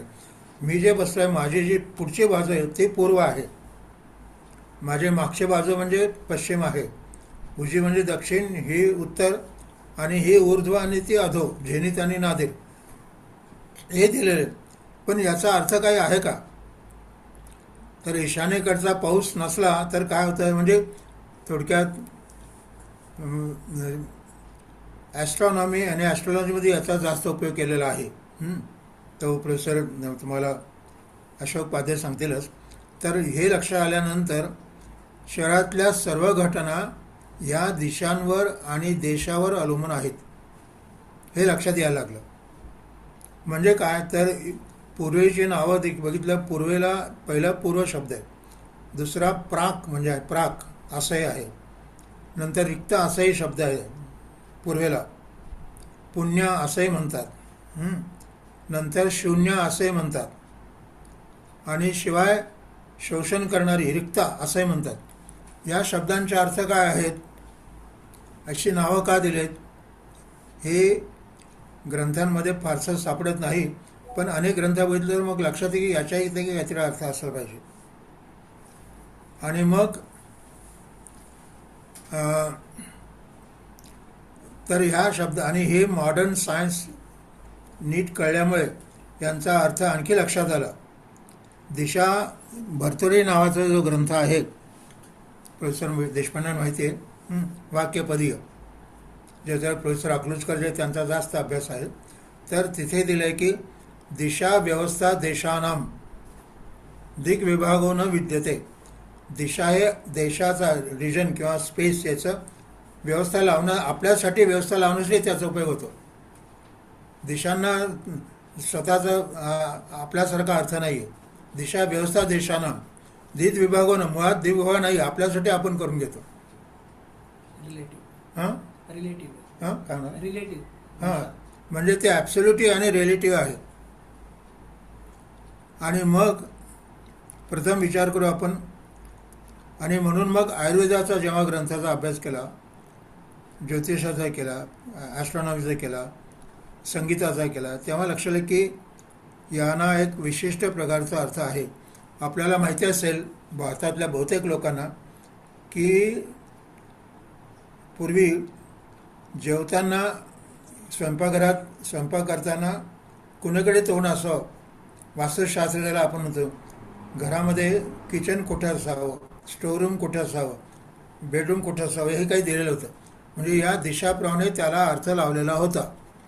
आणि मग मुळात विशेषतः फिजिक्सच्या लोकांशी बोलताना त्यांच्याकडे दिशेचं या अर्थाने काही उपयोग नाही आहे, फिजिक्समध्ये नाही, केमिस्ट्रीमध्ये नाही किंवा याचे नाही. मग त्यांना रिक्ता याचा अर्थ काय, तर रिकामं करणं. म्हणून आयुर्वेदामध्ये याचा उपयोग वेगळ्या रीतीने होतो. म्हणजे आयुर्वेदाने की शौचालयात जायचं असेल, पंचकर्म वगैरे वमन द्यायचं असेल, विरेचन द्यायचं, तर कुठली दिशा वापरायची हे दिले. पूर्वेकडे तोंड पाहिजे, सर्जेच्या वेळेला उत्तरेकडे पाय पाहिजेत, हे जे कुणीकडे पाय करून झोपावं, कुणीकडे तोंड पाहिजे, हा विचार जो आपल्याकडे होता तो कुठेही नाही आहे. थोडा युनानीमध्ये होता, उत्तरेकडचा वारा आला तर कळेल, दक्षिणेकडचा आला तर, हे थोडं त्यात होतं. पण आता अलीकडे ते सर्व आपण बाजूला ठेवून दिलेलं, कारण आपल्या दृष्टीने त्याला काही अर्थ नाही आहे मॉडर्नने सांगितल्याप्रमाणे. तर थोडक्यात हे लक्षात आलं की यांना अर्थ आहे. तर रिक्ता म्हणजे काय, रिकामं करणारी. म्हणून वमन किंवा विरेचनासाठी पूर्वाभिमुख तोंड असलं पाहिजे. जेवताना पूर्वेकडे किंवा दक्षिणेकडे तोंड करून बसा. आणि हे खेडोपाडे देखील होतं वेगळ्या रीतीने. जादू टोणावऱ्या करणारे जे आहेत किंवा जे वाम मार्गाला लागले तिथे अघोरी, त्याला दक्षिण दिशा ही त्याला दीप्ता किंवा घोरा म्हटलंय. दीप्ता म्हणजे तेजस्वी, ॲब्लेजिंग, घोरा म्हणजे घोरणार, किंवा आणखी इतर काही शब्द आहेत, किंवा दक्षिणेकडचे. तर हे का लक्षात आलं, तर मी जेव्हा हॉस्टेलला होतो आयुर्वेद कॉलेजमध्ये, तेव्हा मला याचा जास्त उपयोग करता आला. तो एक मुलगा दक्षिणेकडे पाय करून झोपायचा. तर मी त्याला म्हटलं, तो तुला बदल आणि उत्तरेकडे झोप, त्याची झोप सुधारली असं तो म्हणाला. दुसरा म्हणाला, तो पण नेहमी डावा कुशर होतं, की म्हटलं डावा कुशर नेहमी झोपला तर गरम होतं, उजवा कुशर झोप. म्हणजे मग हे मला विद्यार्थ्यांमुळे मला सांगता आलं त्यांना. आणि एक विद्यार्थी नेहमी तो हात बंद करून झोपायचा, म्हटलं तो हात उघडं ठेव. आणि एक विद्यार्थी मी त्याच्यावर खूप रागवलो, कारण हॉस्टेलमध्ये मर्यादा असते की ती रात्री दिवे मालवले पाहिजे, तर रात्रीला दिवा उघडा ठेवायचा. तर मी त्याला रागवलं, खूप रागवलं, म्हटलं काय चाललं हे पेशावरचं. मग तर दुसरे ज्याला सर म्हणाले, सांगू का, मी जर अंधार केला तर मला भीती वाटते. मग मी सांगितलं, म्हटलं तू नेहमी दिवा चालू ठेव, काही बिघडत नाही, मी सांगेन मॅनेजमेंटला. तर अंधाराचा काय प्रकार हे कळलं. आणि नंतर आणखी कळलं की त्याला म्हटलं, तू डोळे मिटून ध्यान करू नकोस, डोळे मिटून बसू नकोस. डोळे मिटून बसले तर ऑक्युलर प्रेशर दोन्ही डोळ्यांचा बिघडतो आणि तो जास्त अनकॉन्शियस सबकॉन्शियसमध्ये जातो. म्हणून नासागर दृष्टी जेव्हा सांगितलं, हे थोडं आपण लक्षात घ्यायला पाहिजे असं मला वाटतं. तर कारण काय, तर अर्धोन्मीलित असा शब्द आहे त्याला. तर या दोन प्रकारच्या गती, म्हणजे डावीकडे झोपणं, उजवीकडे झोपणं, पोटावर झोपणं, पाठीवर झोपणं, याच्याविषयी अजून कुठेही काहीही संशोधन झालेलं नाही. आता सध्या अलीकडे जर्मनीमध्ये काही प्रयत्न झालेला आहे की आपण आता बघितलं की आपण योगामध्ये ही इडा म्हणजे चंद्रनाडी, पिंगळा म्हणजे सूर्यनाडी, सूक्ष्म म्हणजे मध्यनाडी, हे आपण बघितलेलं आहे. पण त्याला देखील शीत, उष्ण वगैरे असे शब्दही वापरलेले आहेत. आणि याचं सर्वात मोठं आणखी सूत्र सापडले ते गीतेमध्ये 8वा अध्याय आहे, दुसऱ्या देशपांड्यांच्या लक्षात येईल. आणि त्यातला 26वा श्लोक आहे तो असा की शुक्ल कृष्ण गती हेते जगता शाश्वते मते एकया याते अनावृत्तीम अन्यया आवर्तते पुनः. हा ऐकवलं का सर्वांना? ऐकू येतं व्यवस्थित? हो हो हो. तर म्हणजे ह्या जगामध्ये दोनच अशा इटर्नल अशा मुवमेंट्स आहेत किंवा मोशन्स आहेत किंवा गेट आहेत किंवा गती आहेत. एक शुक्ल गती आणि एक कृष्ण गती. शुक्ल कृष्ण गती येते म्हणजे थोडक्यात वर्ष, हे जे मी मगाचे जेव्हा सांगितलं, तो जो मला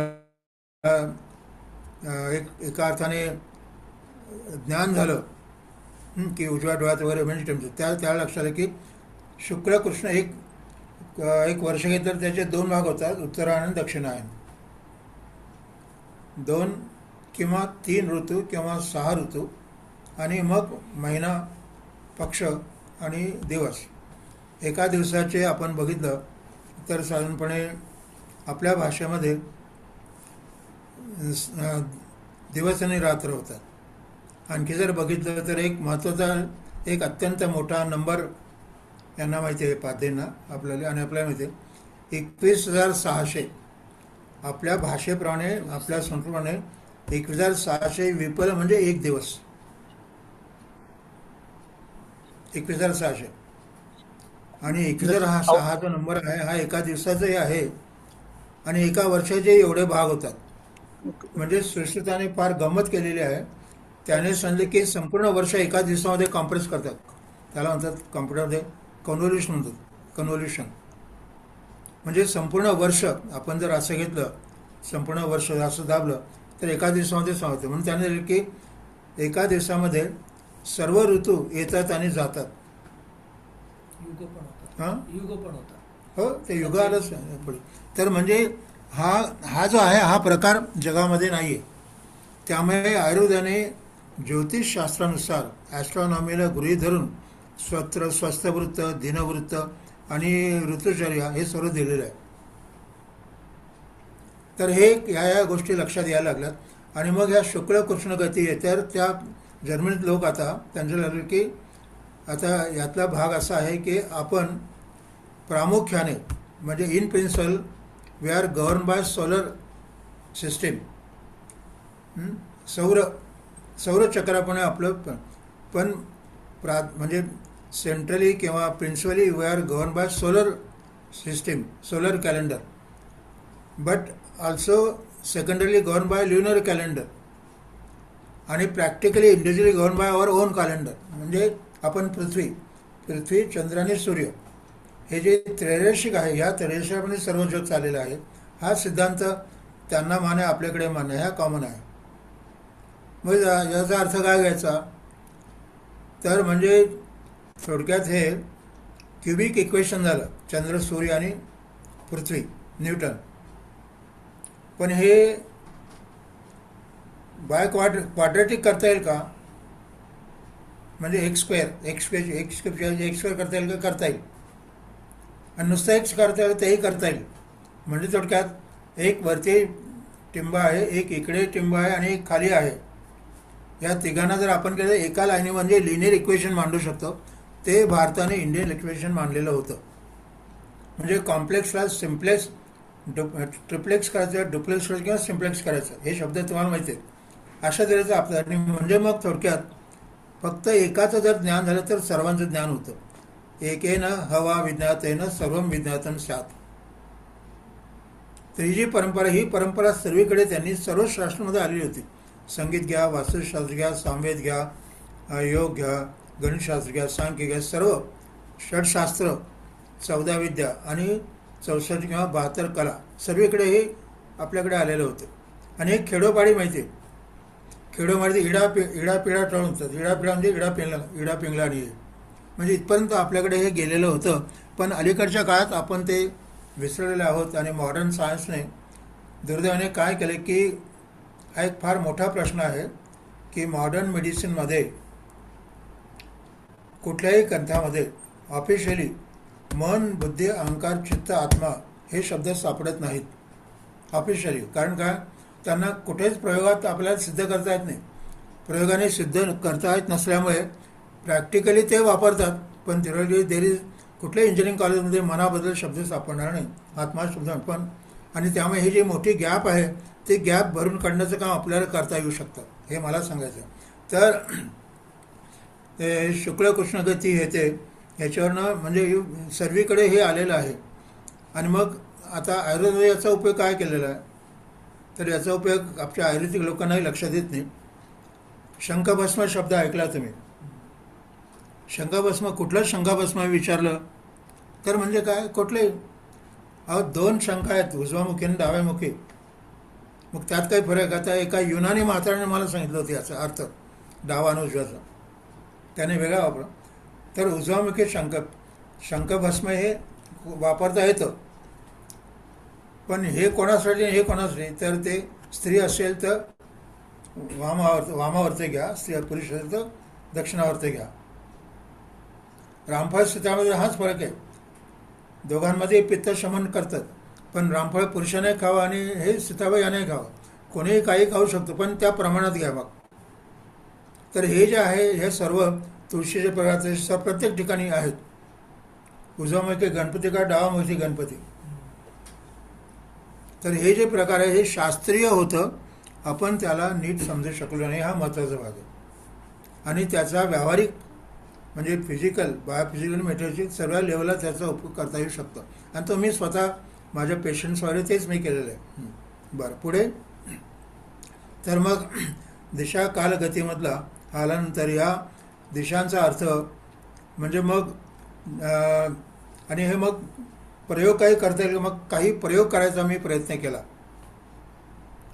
उदाहरणार्थ की महत्त्वाचा म्हणजे सर्वात गोष्ट म्हणजे ह्या प्राणविद्येशी याचा संबंध आला, की सर्वीकडे उपनिषद वेद किंवा आयुर्वेद किंवा संगीत किंवा सर्वीकडे हा प्राणविषय सर्वीकडे आलेला आहे. मग याचा संबंध काय आहे शरीराशी, तर जेव्हा आपण श्वास घेतो तो श्वास थोडक्यात आपण दोन्ही नाकपुड्यांनी घेतो आणि दोन्हीकडनं सोडतो. हे दोन्ही का दिलेले आहेत परमेश्वराने, एकाने का बघत नाही. जसं तोंड एक दिलेलं चालतं, दोन का नाही दिलेत.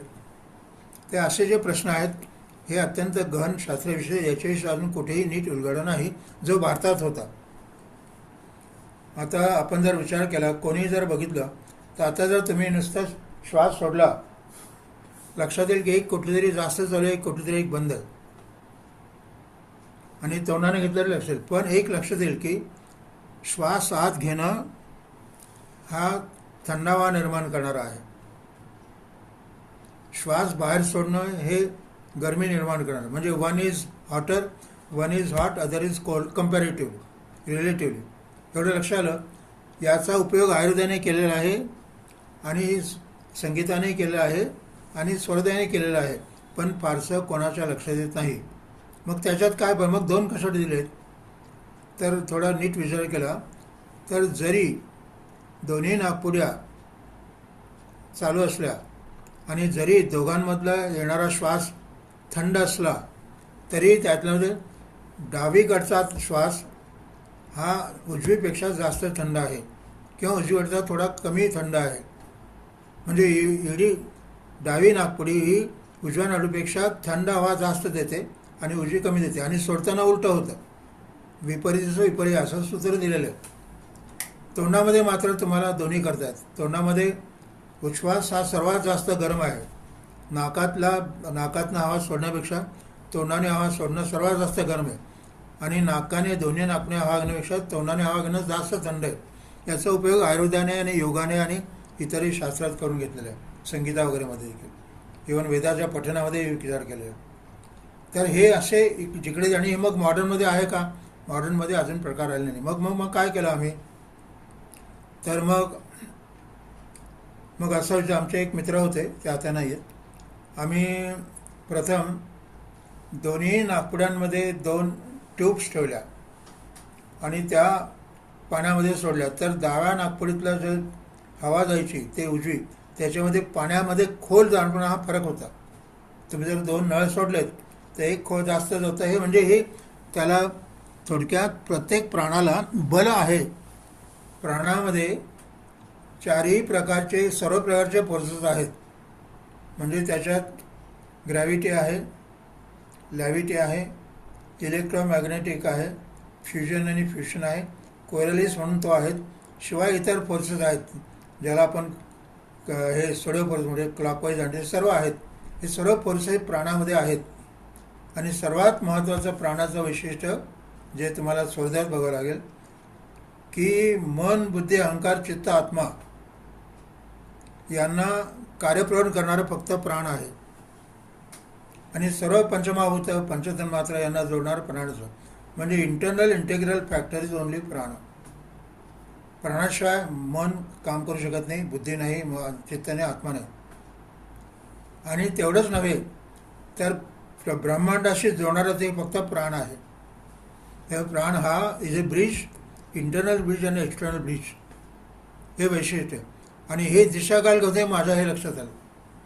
आणि मग आणखी काय लक्षात आलं, संपूर्ण modern science, ancient Indian science पाश्चात्य प्राणामध्ये आहे. आणि सर्वात वैशिष्ट्य आणखी असं की आपल्या शरीरामध्ये मॉडर्न सायन्सला माहिती आहे, मॉडर्न सायन्समध्ये 4 प्रकार माहिती आहेत. ॲनाटॉमी आहे, फिजिओलॉजी आहे, पॅथॉलॉजी आणि ट्रीटमेंट आहे. पण अलीकडच्या मॉडर्नमध्ये एक भाग त्यांनी टाकून दिलेला आहे, तो म्हणजे फिजिओग्नॉमी. ॲनाटॉमी, फिजिओग्नॉमी, फिजिओलॉजी, पॅथोरेडिओलॉजी म्हणजे सिम्टॉलॉजी, ट्रीटमेंट आणि बायोलॅटरल असेसमेंट. बायोलॅटरल असेसमेंट हा प्रकार अजून कुठेही नाही, हे लक्षात घ्या. इव्हन अनिरुद्ध जोशीने जे केले बेडून, त्याला हा प्रकार माहिती नाही दुर्दैवाने. पुढे त्याचा संबंध गेला, त्याला मी सांगितलं होतं, त्याने केलं चांगलं झालं, पण अजून पुष्कळ करण्यासारखं आहे. तर बायोलॅटरल असेसमेंटला माहितीच नाही.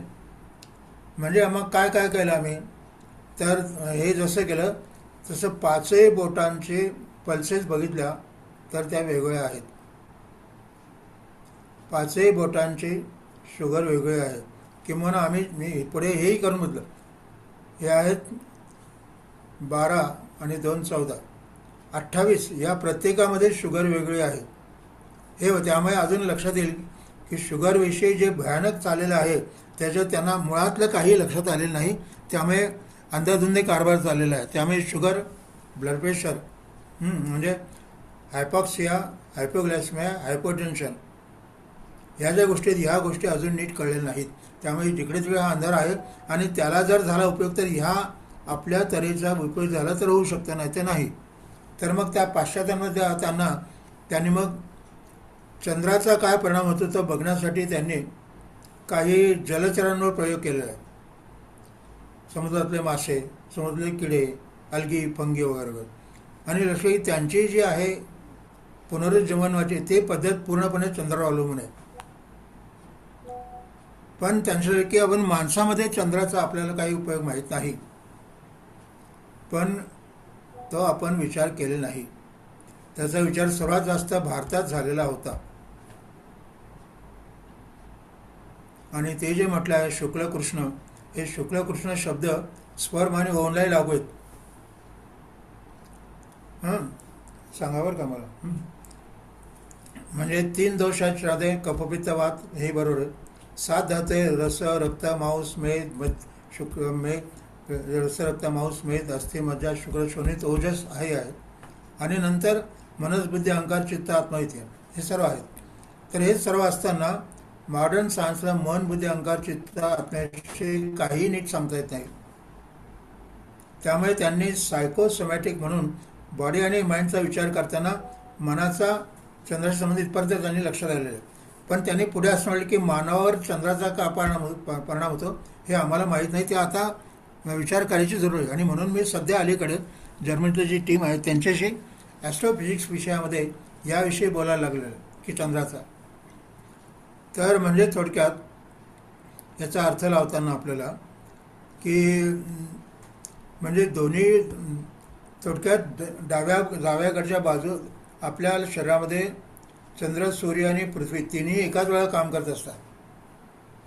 ते साधं उदाहरण सांगतो की आणि प्रत्येकाचा प्राणाशी संबंध आहे. मग मी त्या लोकांना म्हटलं की तुम्ही एक निऑन नावाचा आणखी ते बल्ब वापर आणि त्याच्यानंतर चंद्राचा प्रकाश ते कृत्रिम निर्माण करतात. आणि म्हणजे रात्रीचा प्रकाश निर्माण करतात, हे बरोबर आहे.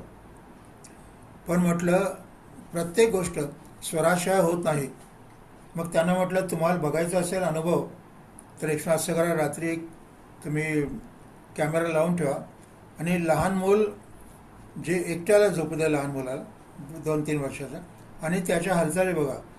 त्याची जेव्हा तो डावीकडनं जातो, उजवीकडे जातो, पोटात जातो, पाय इकडे करतो, काही असे फिरतात, काही तसे फिरतात, तर ते नसतील ते चंद्राचा होणारा परिणाम आहे. Practically we are govern by lunar, theoretically by solar and individually our own, स्वतःच्या मनाप्रमाणे. तर म्हणजे तुमच्या की तर त्याचा त्याला श्वास देखील बदलत असतो डावीकडनं उजवीकडे. आणि एवढंच नव्हे तर प्राणामध्ये सर्व प्रकारचं सायन्स आहे. म्हणजे लेंथ आहे, विड्थ आहे, हाईट आहे, इंटेन्सिटी आहे, डेन्सिटी आहे, टेम्परेचर आहे, सर्व आहे, सर्व त्याच्यात आहे. आणि म्हणून हे मोजमाप पूर्वी केलेलं होतं आपल्याकडे, जे अलीकडे कोणालाही फारसं माहीत नाही मॉडर्नच्या लोकांना. मैत्रिणी नावाचा एक ग्रंथ आहे, मैत्रिणी संहिता, आपल्या प्रोफेसर माधव देशपांडे बघितला. त्याच्यामध्ये असं दिलं आहे की पूर्वीच्या ऋषीमुनींनी 2 प्रकारचे काल मानलेले आहेत, आभ्यंतर काल आणि बाह्य काल. आतला टेम्परल सायकल, स्पेशियो टेम्परल सायकल, आणि बाहेरचं जे म्हणजे काय, तर त्याने कालाचे दोन प्रकार म्हटली. आभ्यंतर काल म्हणजे प्राण, आणि बाह्य काल म्हणजे सूर्य म्हटलं. म्हणजे सूर्य प्राण प्रजानाम उदयितेश सूर्य, हा सूर्य जो आहे तो सूर्य म्हणजे आपल्या शरीरामध्ये आत्मरूपाने आलेला आहे. तर म्हणजे सोलर सायकल आणि आपली सायकल एकच आहे. आणि म्हणून 21,600 हे जे आहेत एका दिवसाचे अत्यंत स्वस्थ माणसाचे, स्वस्थ मुलगा घेऊ आपण, 25 वर्षाचा सुदृढ मुलगा आणि 20 वर्षाची सुदृढ मुलगी, हे प्रमाण धरलं. आणि आयुर्वेद म्हणते बरोबर आहे, ॲलोपॅथी म्हणते बरोबर आहे, होमिओपॅथी म्हणते बरोबर आहे, योग म्हणतो, अशा व्यवस्थित 25 वर्षाचा जर, आणि नवीन वर्षाच्या सुरुवातीला आपल्या शक किंवा याच्याप्रमाणे त्यावेळेला त्याचे जे त्या दिवशीचे श्वास असतील ते 21,600 येतील. आणि याची एक्सरस आहे समधातो प्रशस्त, त्या सूत्रे की जर समज असेल त्याचे, म्हणजे थोडक्यात सोलर कॅलेंडर आपलं कॅलेंडर एक आहे, असं फार महत्त्वाचा सिद्धांत दिले. आणि म्हणून म्हणून ते प्राणावरण बाह्य कालाची आणि बाह्य कालानं आतल्या कालाची तुलना करायची. आणि मग त्यातनं समाधी वगैरे त्यांनी हे केलं होतं. आमचे जे गुरुजी होते त्यामुळे 3.5 मिनिट जर तुम्हाला प्राण स्तंभर करता आला तर ती समाधी अवस्था होते. म्हणजे तेही मेजरमेंट केलं होतं. आपल्याकडे खूप केलं होतं, पण पुढे आता लुप्त झालेले, बाहेर नाही पाहिजे. तर गायत्री प्राणायाम हे त्याचंच होतं. तर मग याप्रमाणे चंद्राचा आपल्याला मग, आणि याचा प्रकार जास्त स्वहृदयामध्ये हे सर्वात जास्त आले. पण सध्या स्वहृदयाच मी म्हटल्याप्रमाणे मग त्याच्यात बरेचसे मुद्दाम काही घोटाळे टाकलेले आहेत. का तर मुद्दाम त्यांनी टाकले ना, क्या जर मी जरी नास्तिक असलो तरी मला देवाविषयी विचार करावा लागेल, मी जरी आस्तिक असलो तरी मला, म्हणजे सायन्स म्हणून प्रत्येक गोष्टीचा विचार करावा लागतो. आस्तिक नास्तिक हा पुढचा भाग आहे. म्हणून वात्स्यायाने दिलं आहे आपल्या ग्रंथामध्ये की शास्त्र म्हणून आम्हाला गाय, बकरी वगैरे प्राणीमात्र सर्वांचे मलमूत्र परीक्षण करावं लागतं. म्हणजे शब्दस्पर्श रूपरसगंध, म्हणजे मग मला गाईचं मांस काय आहे, गाईचं मूत्र काय आहे, याचं देखील शब्दस्पर्श करावं लागतं. पण ते खायचं का नाही खायचं ते तुम्ही ठरवायचं. म्हणजे धर्मही टाकले आहे आणि शास्त्रही घेतले, ज्ञान आणि विज्ञान दोन्ही घेतलेले. हा एक माझं. तर या दृष्टीने हे सर्व प्रयोग आपल्याकडे केलेले होते. आणि म्हणून हे जे आपले सर्व जे सण वगैरे ते सर्व सोलर, ल्युनर आणि ह्या कॅलेंडरवर अवलंबून येतं. त्याने लक्षात आल्यानंतर दिशाकाल गतीचा अर्थ तुमच्या लक्षात येईल का. आणि मग आणखी महत्त्वाचं की मग या प्राणाच्या काय गती आहेत, तर आत येणं बाहेर येणं हे पहिले, डावीकडनं उजवी उजवी, आत कोणणं बाहेर कोणणं, हा आणखी काय.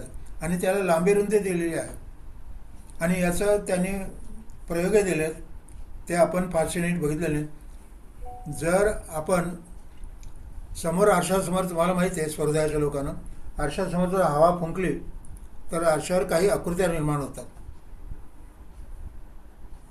तर त्या साधारणपणे त्या पुस्तकात जे मी दिलेत, आपण म्हणतो हे जे चक्र, षटचक्र वगैरे, ह्या चक्रांमध्ये पृथ्वी, आप, तेज, वायू, आकाश दिलेत.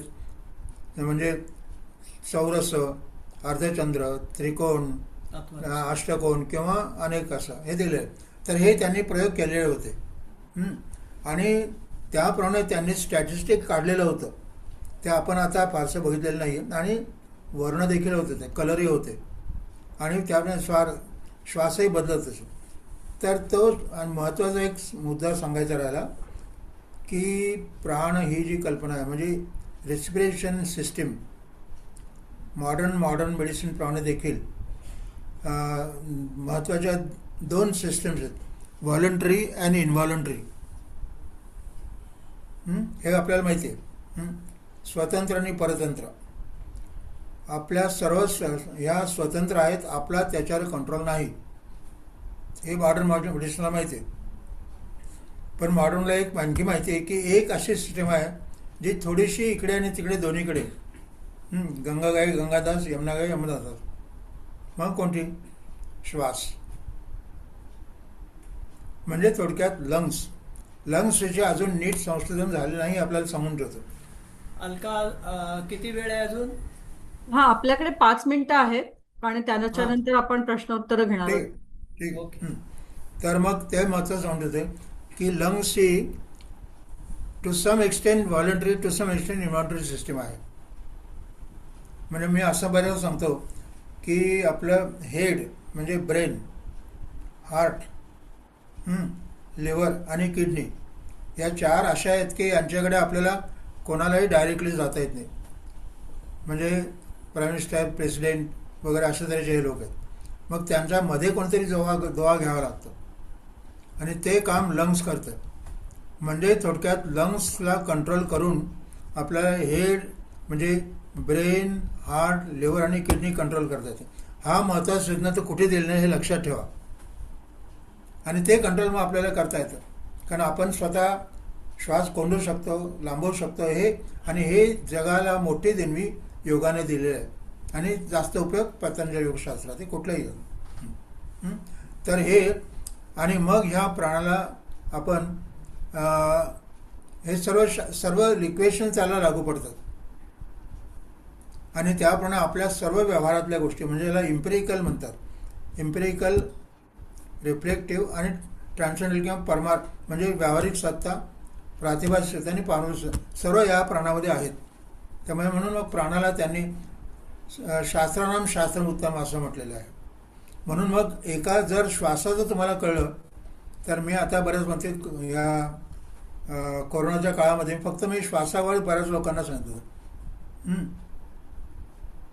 मग त्याला सांगितले की मग त्याच्यासाठी असेल तर मग म्हणजे थोडक्यात आणखी 1-2-4 मिनटं घेतो मी. हे प्राणाला आणि नाकाला काम होतं की आपल्याकडे फिजिक्समध्ये जे सर्व प्रयोग झालेले आहेत ते प्रयोग जे झाले ते 1 स्लिट किंवा 2 स्लिट असे झाले म्हणजे 1 भोग किंवा 2 भोग. आपलं जे सर्व शरीर आहे की ते त्याला इनविट्रो म्हणता येत नाही. इनविट्रो म्हणजे प्रत्यक्ष लॅबोरेटरीमध्ये केलेले प्रयोग म्हणजे इनविट्रो झाले. पण इन्वाय म्हणजे शरीरावर केलेले प्रयोग. भारतातले सर्व एक्सपेरिमेंट हे इन्वाय होते त्यामुळे ते महत्त्वाचे होते. मग त्याचा अर्थ असा की हे आपल्याला स्वतःला करताना सारखं असतं. आणि मग दोन्ही नागपुड्या, दोन्ही उतवून वगैरे हे थोडक्यात याच्यामध्ये प्री क्लासिकल फिजिक्स म्हणजे न्यूटन वगैरे त्याच्या अगोदर, लायब्निज वगैरे त्याच्या अगोदरचं आणि न्यूटन नंतर मॅक्सवेलपर्यंतचं क्वांटम मेकॅनिक्स हे क्लासिकल मेकॅनिक्स आणि मॉडर्न मेकॅनिक्स म्हणजे रिलेटिव्हिटी, जनरल, स्पेशल आणि क्वांटम हे सर्व प्राणामध्ये येतात.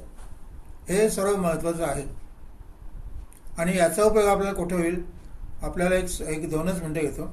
जेव्हा आकाशात आपण मायक्रो ग्रॅव्हिटी किंवा झिरो ग्रॅव्हिटी जातो तेव्हा आपल्याला औषध देखील गिळता येत नाही. जे आपण अर्धा तास व्यायाम करतो तिथे 2 तास लागतात. काय तिथे आपल्या डोक्यावर आगलेलं सर्व आपल्याला फक्त नाक आणि तोंड एवढंच उघडं असतं. मग त्या ठिकाणी श्वासाचा जास्त उपयोग तिथे होतो. म्हणजे मग त्या ठिकाणी तुम्हाला क्लॉकवाईज फिरता येऊ शकतं, अँटी क्लॉकवाईज फिरते, सर्व प्रकार तुम्हाला तिथे करता येऊ शकतात. त्यामुळे हृदयाला काही वर्षानंतर तिकडे जास्त किंमत येणार आहे. ॲस्ट्रोफिजिक्समध्ये हे तुम्हाला सांगतो. म्हणजे आमचे एक मित्र मोठे योगी आहेत, ते आता 98 वर्षाचे. त्यांना ॲलन मास्कने बोलवलं होतं, नासाने बोलवलं होतं की मंगळावर राहायचं असेल, चंद्रावर राहायचं असेल तर काय करावं लागेल. त्या ठिकाणी याचा जास्त उपयोग होईल आपल्याला, हृदयाचा. कारण तिथे 14 दिवसाचा एक 14 दिवसाचा एक दिवस आणि 14 दिवस रात्र त्या ठिकाणी आपल्याला याचा उपयोगच करून हे करावं लागेल. म्हणजे मग डाव्या नागपुड्यावर कुठलं काम करतं उजव्या हे ग्रंथामध्ये दिलेलं आहे. तर हे सध्या झालं तर हे सर्व दिशाकाल गती हा विषय आहे. आणि यानंतर मग सूर्योदयाचा काय खरा आहे अर्थ आपल्याला कळू शकतो. बस ओके. झालं? विचारा, प्रश्न विचारा आता. खूप खूप धन्यवाद डॉक्टर भावसार. आणि हे मी म्हटलं तसं की हं? खूप खूप वाचण्यासारखं आहे. आणि ज्या लोकांनी त्यांचं पुस्तक तुम्हाला एक संग्रही असण्यासारखं पुस्तक आहे आणि ते दोन्ही भाषांमध्ये आहे, मराठी आणि इंग्लिश. तर आरोग्याची गुरुकिल्ली दिशा कालगती हे त्यांचं पुस्तकाचं नाव आहे. तर तुम्हाला जर का शक्य असेल तर ते ॲमेझॉनवरनं ऑर्डर करता येतं किंवा तुम्ही भारतात जर का व्हिजिट करणार असाल तर तिकडनंही घेता येणं शक्य आहे. आणि माझा ऍक्च्युली आता प्रश्न ओपन होतीलच, पण त्याबरोबर माझा ऍक्च्युली पहिला प्रश्न तुम्हाला हा आहे की तुम्ही तुमच्या पुस्तकामध्ये चक्कर आपण निर्माण करू शकते आणि चक्कर आपण थांबवू शकते, हं. थांबवू शकतो याबद्दल तुम्ही बोललात. तर ते जरा तुम्ही सांगाल का? कारण युजली इथे आधी बऱ्याचशा सांगतो. कॉमन लोकांमध्ये आणि हा ते खूप कॉमन प्रॉब्लेम अगदी आहे. बरोबर आहे प्रश्न. एक मेडिकलच्या सर्वात मोठ्या पुस्तकामध्ये चक्कर हा शब्द आहे, परंतु एक क्लॉकवाईज येतं का अँटी क्लॉकवाईज हे माहीत नाही. आणि दुसरं समजा आली, सब्जेक्ट आणि ऑब्जेक्ट दिले, ती कशी कंट्रोल करायची? डायरेक्टली औषध नाही, पण त्याचं उत्तर तिथेच आहे. आता साधं सांगतो, ते मला कळलं नंतर की मी जर अशीच मान फिरवली, आता मी स्वतःचा क्लॉकवाईज आहे, तुम्हाला अँटी क्लॉकवाईज दिसेल, हे लक्षात घ्या. तुम्ही माझ्या विरुद्ध आहात, त्यामुळे माझं जे क्लॉकवाईज तुम्हाला अँटी क्लॉकवाईज होईल. आता हे जर मी हे जर 50 वेळा केलं तर मला चक्कर येईल. हे मी मग प्रयोग केलेले आहे. आणि ते घालण्यासाठी काय उलटं करायचं, विपरीत से विपर्य हे सूत्र आहे. आता म्हणजे स्थूल लोकांना अँटी क्लॉकवाईज चक्कर येते, कृष्ण लोकांना क्लॉकवाईज चक्कर येते. मग त्यांना तिथे ते एक तर कान दाबायला सांगतो किंवा तुम्ही उलटं फिरवा, म्हणजे गरमला थंड. हे जे सर्व ग्रंथात दिले सर्व पुस्तकात, तर हे सॅव्हिलच्या डिशमध्ये त्यांना अजून हे कळलेलं नाही आहे. आणि म्हणजे आपल्याला कंट्रोल गिडीनेस आणता येतं, व्हर्टिगोवर आणता येतं आणि तो कंट्रोल करता येतो विदाऊट एनिथिंग, हे कळलं तर. आणि मग ते मग मी सांगतो की मग मी काय करतो पेशंटला, अरे ना जरूर लागत नाही पण म्हटलं करून बघ, हां अरे हां आता मला बरं वाटतं, म्हणजे मग त्याला हे उलटे पाहिजे ते आपल्याला दाखवतं. काही दिवसात कोणालाही कळू शकतं, काही विशेष नाही. आणि नाक बंद केलं तरी त्याचा परिणाम करतो, हे करता येतं. आणि दुसरा एक अजून प्रश्न होता की मेदिनीय शास्त्रामध्ये आपल्याकडे जे काही ठराविक, फॉर एक्झाम्पल आपल्या घरातलं किचन कुठे असावं, आपल्या घरातलं हं, बाथरूमची दिशा काय असावी, तर या हं. उद्देशाने बऱ्याचशा ठिकाणी असं सांगितलं जातं की उत्तरेकडे जर का तुमचं बाथरूम असेल किंवा शौचालय असेल किंवा आंघोळीचा दिवा असेल बरोबर. तर त्या हं. ठिकाणी घरामध्ये काहीतरी प्रॉब्लेम येणारच. तर बरोबर हे आहे. खरं तर कितपत खरं आहे? ते एक सांगून आणि ठेवतो. हा. पहिली गोष्ट, तुम्ही मूळ ग्रंथ बघा, हे आताच्या ग्रंथांकडे जाऊ नका. मी लिहितोय, हे लिहिताय, ते त्यांच्याकडे जाऊ नका. कारण काय, ते जा पण त्याच्या मूळचे बघा. कारण आता जे वास्तुशास्त्री लोक बोलतात ना, ते नीट सांगत नाहीत, मुळात ग्रंथातलं देत नाहीत.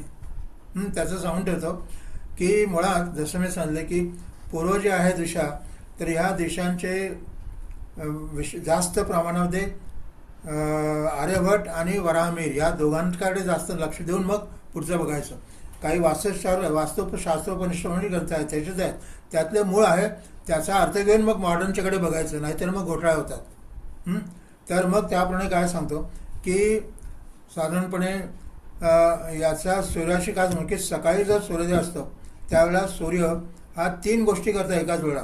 तो वरती जातो, पुढे जातो आणि उजवीकडे जातो. म्हणजे 3 डायमेन्शन आपले प्रत्येक गोष्ट असते, ही लक्षात ठेवा. म्हणजे मग तो सकाळी गेला तर, आणि हे आपल्याकडे पूर्वी केलेलं होतं, शंकूचा वापर करून यांनी सर्व ठरवलं होतं की सकाळी आणि म्हणजे 12 तासाचा फरक पडतो. त्यामुळे एकाच वेळेला तिन्ही गोष्टी चालू असतात. म्हणजे सूर्य हा वरती जातो, त्याच्या दक्षिणेकडे जातो आणि इकडे जात असतो, सरळ जात असतो, आणि पुन्हा तो आणि ज्यावेळेला पूर्वेकडे जातो तेव्हा पश्चिमेकडे त्याची उलटी क्रिया होत असते. त्यामुळे या दोन्ही गोष्टी होतात. हे मॉडर्न सायन्सला देखील अजून नीट कळले नाही, ते आपल्याला याच्यात कळू शकतं, हे मला सांगायचं. आणि नंतर पुढचा. काय आणखी पुढचा प्रश्न विचार. हा, आणि तो त्याच्याच आधारे होता की म्हणजे ह्याचा अर्थ आपण म्हणतो की त्या पर्टिक्युलर दिशांना ती ग्रह नसावीत, म्हणजे बाथरूम नसावं किंवा किचन नसावं. तर ह्याचं कारण हे आपल्या शरीरावरती होणारे काही शारीरिक परिणाम होतात म्हणून ते सांगतात का? मॅक्रोकॉस्म आणि मिक्रोकॉस्म दोन्ही धरायचे आहेत. ओके. म्हणजे म्हणजे ब्रह्मांडगत आणि दोन्ही करायचे आहेत. आणि मग आणि काय आहे की पूर्व म्हणजे प्रातः संध्या माध्यम संध्या सामान्य यावेळेला आपल्या आपोआपच ते एकमेकांना जुळवून घेत असतात. ह्या ज्या काळ आहेत संधिकाल, संधिकालात फार महत्त्वाचं आहे की त्यावेळेला आपोआपच ते आपल्या फिजिओलॉजी आपण जुळली जाते, नसेल तर आपण करू शकतो त्यावेळेला. म्हणून प्रातः संध्येला करावं, काही दुपारी करावं. हे जे दिलं हे याच्यासाठी दिलं त्याला अधिक सोयीचं होतं. आणि आपल्याकडे परत झोपण्याची दिशा आहे.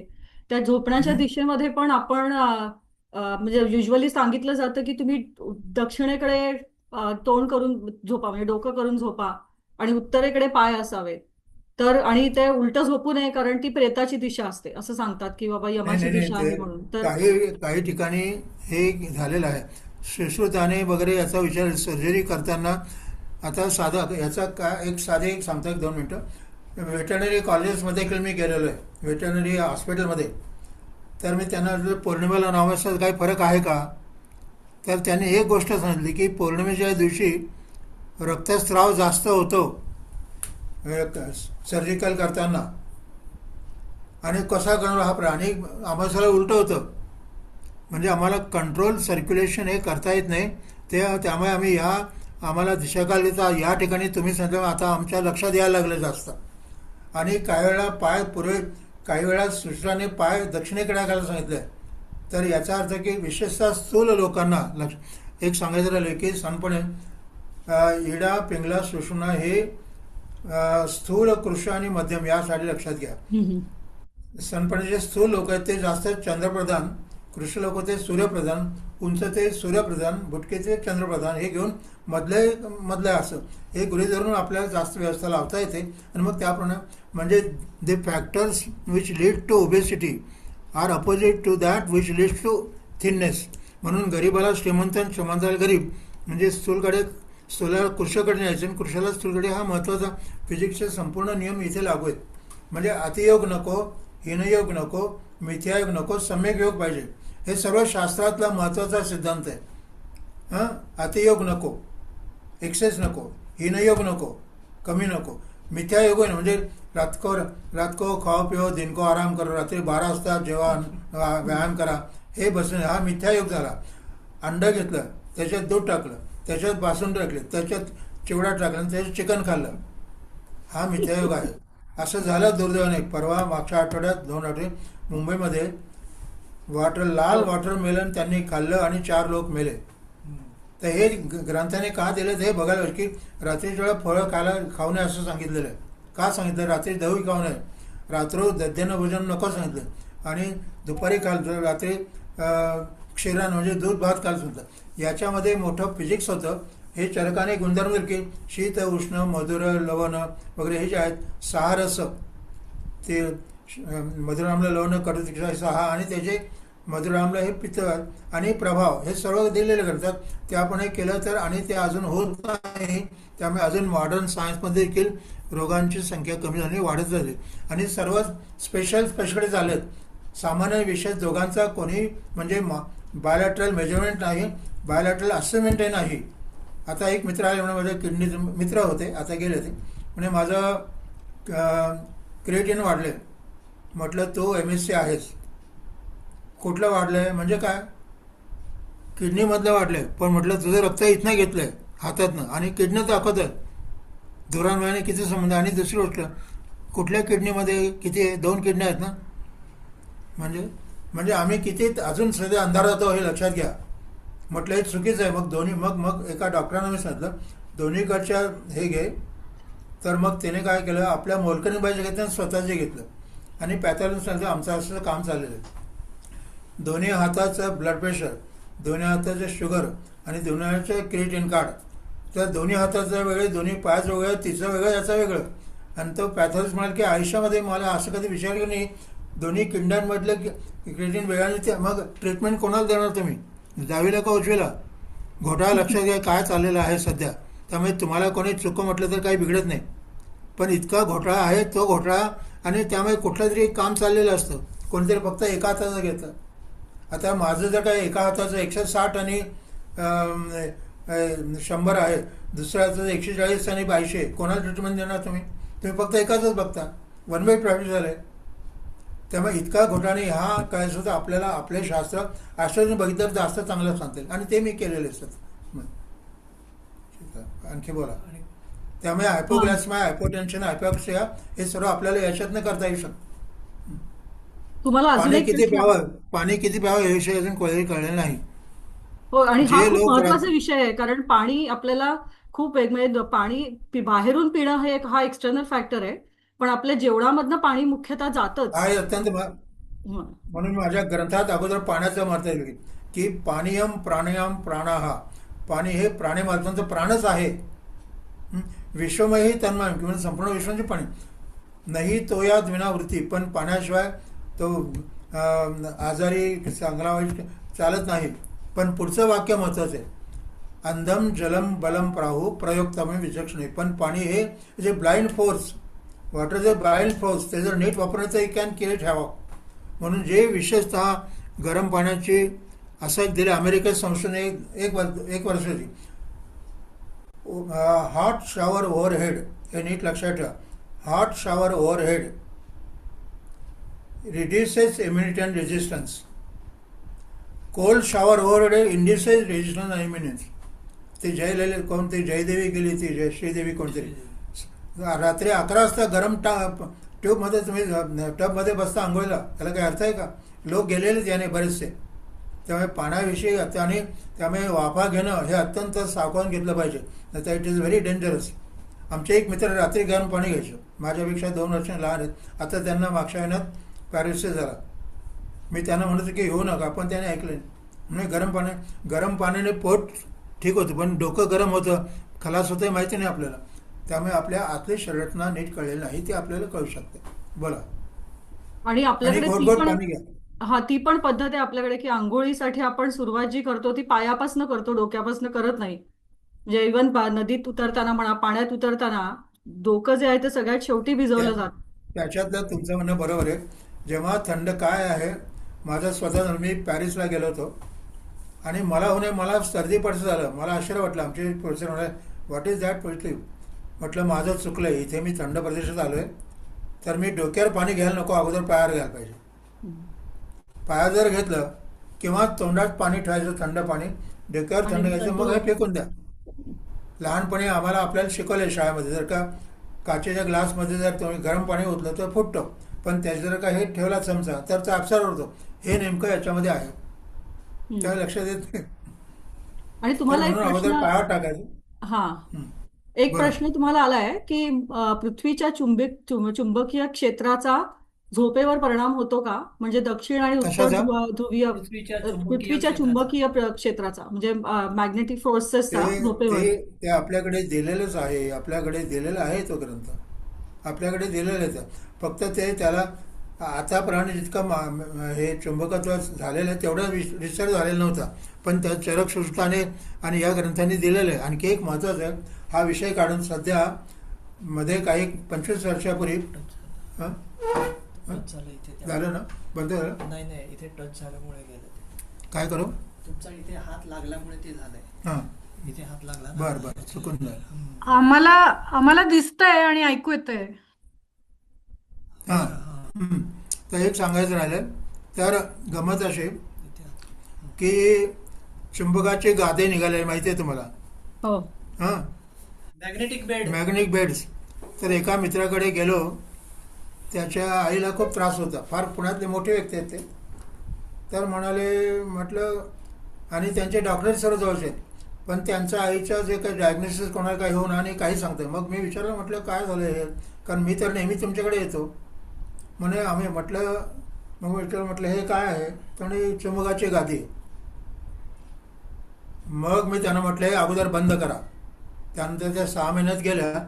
तर चुंबकाचं असं की चुंबक जर आपल्याला, कारण हा प्रश्न आला होता पुण्यात, आप्पासाहेब पेंडसे म्हणून होते, त्यांना एक 40 वर्ष मला फोन आला की मला एक 5 याचे चुंबकवर. म्हटलं कशासाठी? तर मला म्हटलं मग मी आमचे फिजिक्सचे मॅथमॅटिक्सचे मित्र बसलो एकत्र आणि विचार केला तर मॅग्नेट वापरणं अत्यंत जोखमीचं आहे. कारण काय की आपल्या शरीरामध्ये व्हेनस आणि आर्टेरियल सर्क्युलेशनमध्ये काय परिणाम होतो हे अजून कळलेलं नाही. त्यामुळे ते काही करू शकतं. मग मी त्यांना ते दिलंच नाही. आणि मग काही ठिकाणी काही लोकांना की पहिले काही दिवस बरं वाटतं, त्यानंतर मग तो जो त्यांचा बोन मॅरो गेला आणि त्या बाई गेल्या आणि म्हटलं त्या डॉक्टरांनाही सांगा की हे असं हे याला कुठल्याही औषधाचा उपयोग होणार नाही. एक बाई आला म्हणजे डोळा फडफड करतोय 2 महिन्यापासून. कळलं की त्या 2 महिन्यापासून पांडिचेरीला गेलं, तिथनं काहीतरी शिकून आल्या, मॅग्नेट आला इथे बांधा येईल आणि ते आता त्याला औषध नाही आहे. तर मॅग्नेटोथेरपीबद्दल अत्यंत आपल्याकडे दिलेलं होतं आणि ते सध्या अत्यंत धोक्याचं आहे. ते अत्यंत सांभाळून केलं पाहिजे. तेवढं सांगतो. सायली, तुला काही क्लोजिंग रिमार्क्स, तुला आणि अंजलीला? काय अंजली.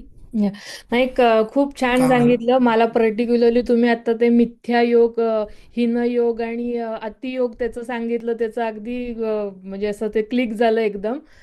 खूप छान सांगितलं. पण हा विषय खूप खोल आहे मोठ्याने आणि बोला, मोठ्याने बोला. तेच म्हटलं ऐकू खूप येत नाही छान नीट. झालं. मोठ्याने पण बोला. विषय खोल आहे, याच्यावर खूप मनन चिंतन करायला हवं आम्हाला. पण करू. पण खूप छान समजल्या नवीन गोष्टी. आणि तुम्ही परत या, हा विषय परत आपण कंटिन्यू करूया तिथून. आता कठीण आहे येणं, त्यामुळे तुम्ही करा लवकर. आणि आता 2 महिन्यानंतर मला बोलावं लागले, तेव्हा आले ते केव्हा? इतकं असेल तर 15 दिवसातच केलं पाहिजे. नाही तर आता अंडरस्टँड, आय एम रनिंग 87 नाव. कारण तुमच्या आमच्यात खूप फरक आहे. आता आम्ही जाण्याच्या मार्गाला होतो. अरे काय बोलताय तुम्ही? नाही नाही, पण खूप छान. म्हणजे आम्ही नक्कीच आजच्या याच्यावर विषयावर आणखीन मनन चिंतन नक्की ठीक करू. ठीक आहे. आणि सुजाता गद्रे यांना विचारायचंय काहीतरी. नाही, मला सांगायचंय म्हणजे की हो हो doctor, thank you so much. Thank you म्हणणं हे ऐकू येत नाही. काही ऐकू येत नाहीये का? आता येत आहे का? मोठ्याने. हां हा, मोठ्याने बोला. थँक्यू म्हणणं हे कितीही म्हणलं तरी कमीच आहे. तर मला खूप खूप धन्यवाद तुम्हाला, तुम्ही आज लेक्चर दिल्याबद्दल. आणि हा पुरेसा नव्हतंच काहीही. हॅलो, ऐकू येत आहे का? हो, आलं आलं. हा, थोडंसं. तर तुम्ही हो, अलका, तुम्हाला सगळ्यांना विनंती, त्यांचं लवकरात लवकर परत एकदा लेक्चर ठेवा. नक्कीच. ठीक आहे. खूपच धन्यवाद. Doctor, okay. तुमचे धन्यवाद. आणि दादा, किती तुमचे लोक पण होते खूप विचार धन्यवाद. बघ. आज किती लोक? सायली, तुला काय बोलायचंय? हो हो, मला पण आभारच मानायचंय. Doctor, thank you so much. तुम्ही खूप कमी वेळात खूप माहिती दिलीत आणि आम्ही याच्यावर अजून ऐकायला आणि शिकायला अगदी उत्सुक आहोत. तर आपण नक्की या विषयावर परत बोलू. आणि अलका, तू पुढच्या आठवड्याचं सांगशील. हा, आणि थँक्यू त्यांचा परत. टाइम तुम्हाला पुन्हा पुन्हा पुन्हा आभार तुमचे. आणि आय नो तुमच्या इथे खूप उशीर झालाय, त्याच्यामुळे आणि तुम्हाला अजून 1 तासाचं पुढचं अंतर आहे गाठायचं पुढचं. पण पुढच्या सेशन बद्दल सांगायचंय तर पुढचं सेशन आपल्याला पुण्याहूनच आपले परत पाहुणे आहेत. आणि आपल्याकडे ज्या डॉक्टर पूजा कोटस्थाने येऊन गेल्या, त्यांचेच पती आणि त्यांचे मिस्टर डॉक्टर समर्थ कोटस्थाने हे आपल्याकडे पुढच्या आठवड्यामध्ये रविवारी आहेत. आणि खूप मोठी स्पेशालिटी आहे त्यांची पण. आणि ते आपल्याला दैनंदिन आपल्या जीवनामधलं पंचकर्म कसं करायचं याच्याबद्दल बोलणार आहेत. आणि त्यांचं स्वतःचं देखील पंचकर्माचा अभ्यास जास्त आहे. तर पुढच्या आठवड्यामध्ये याच वेळेला भेटू. आणि डॉक्टर भावसार, पुन्हा एकदा खूप खूप खूप आभार. आणि अशोक दादा, तुमचेही आभार. इथे कोऑर्डिनेशन, काय नो की इट वॉज डिफिकल्ट तुम्हाला इकडनं तिकडे मागे जाणं, झूमवर जाणं, बोलणं त्यांच्याशी बरोबर. सो हे त्याच्यासाठी तुमचे खूप एफर्ट्स आहेत. आणि तुमचे पुन्हा एकदा आभार.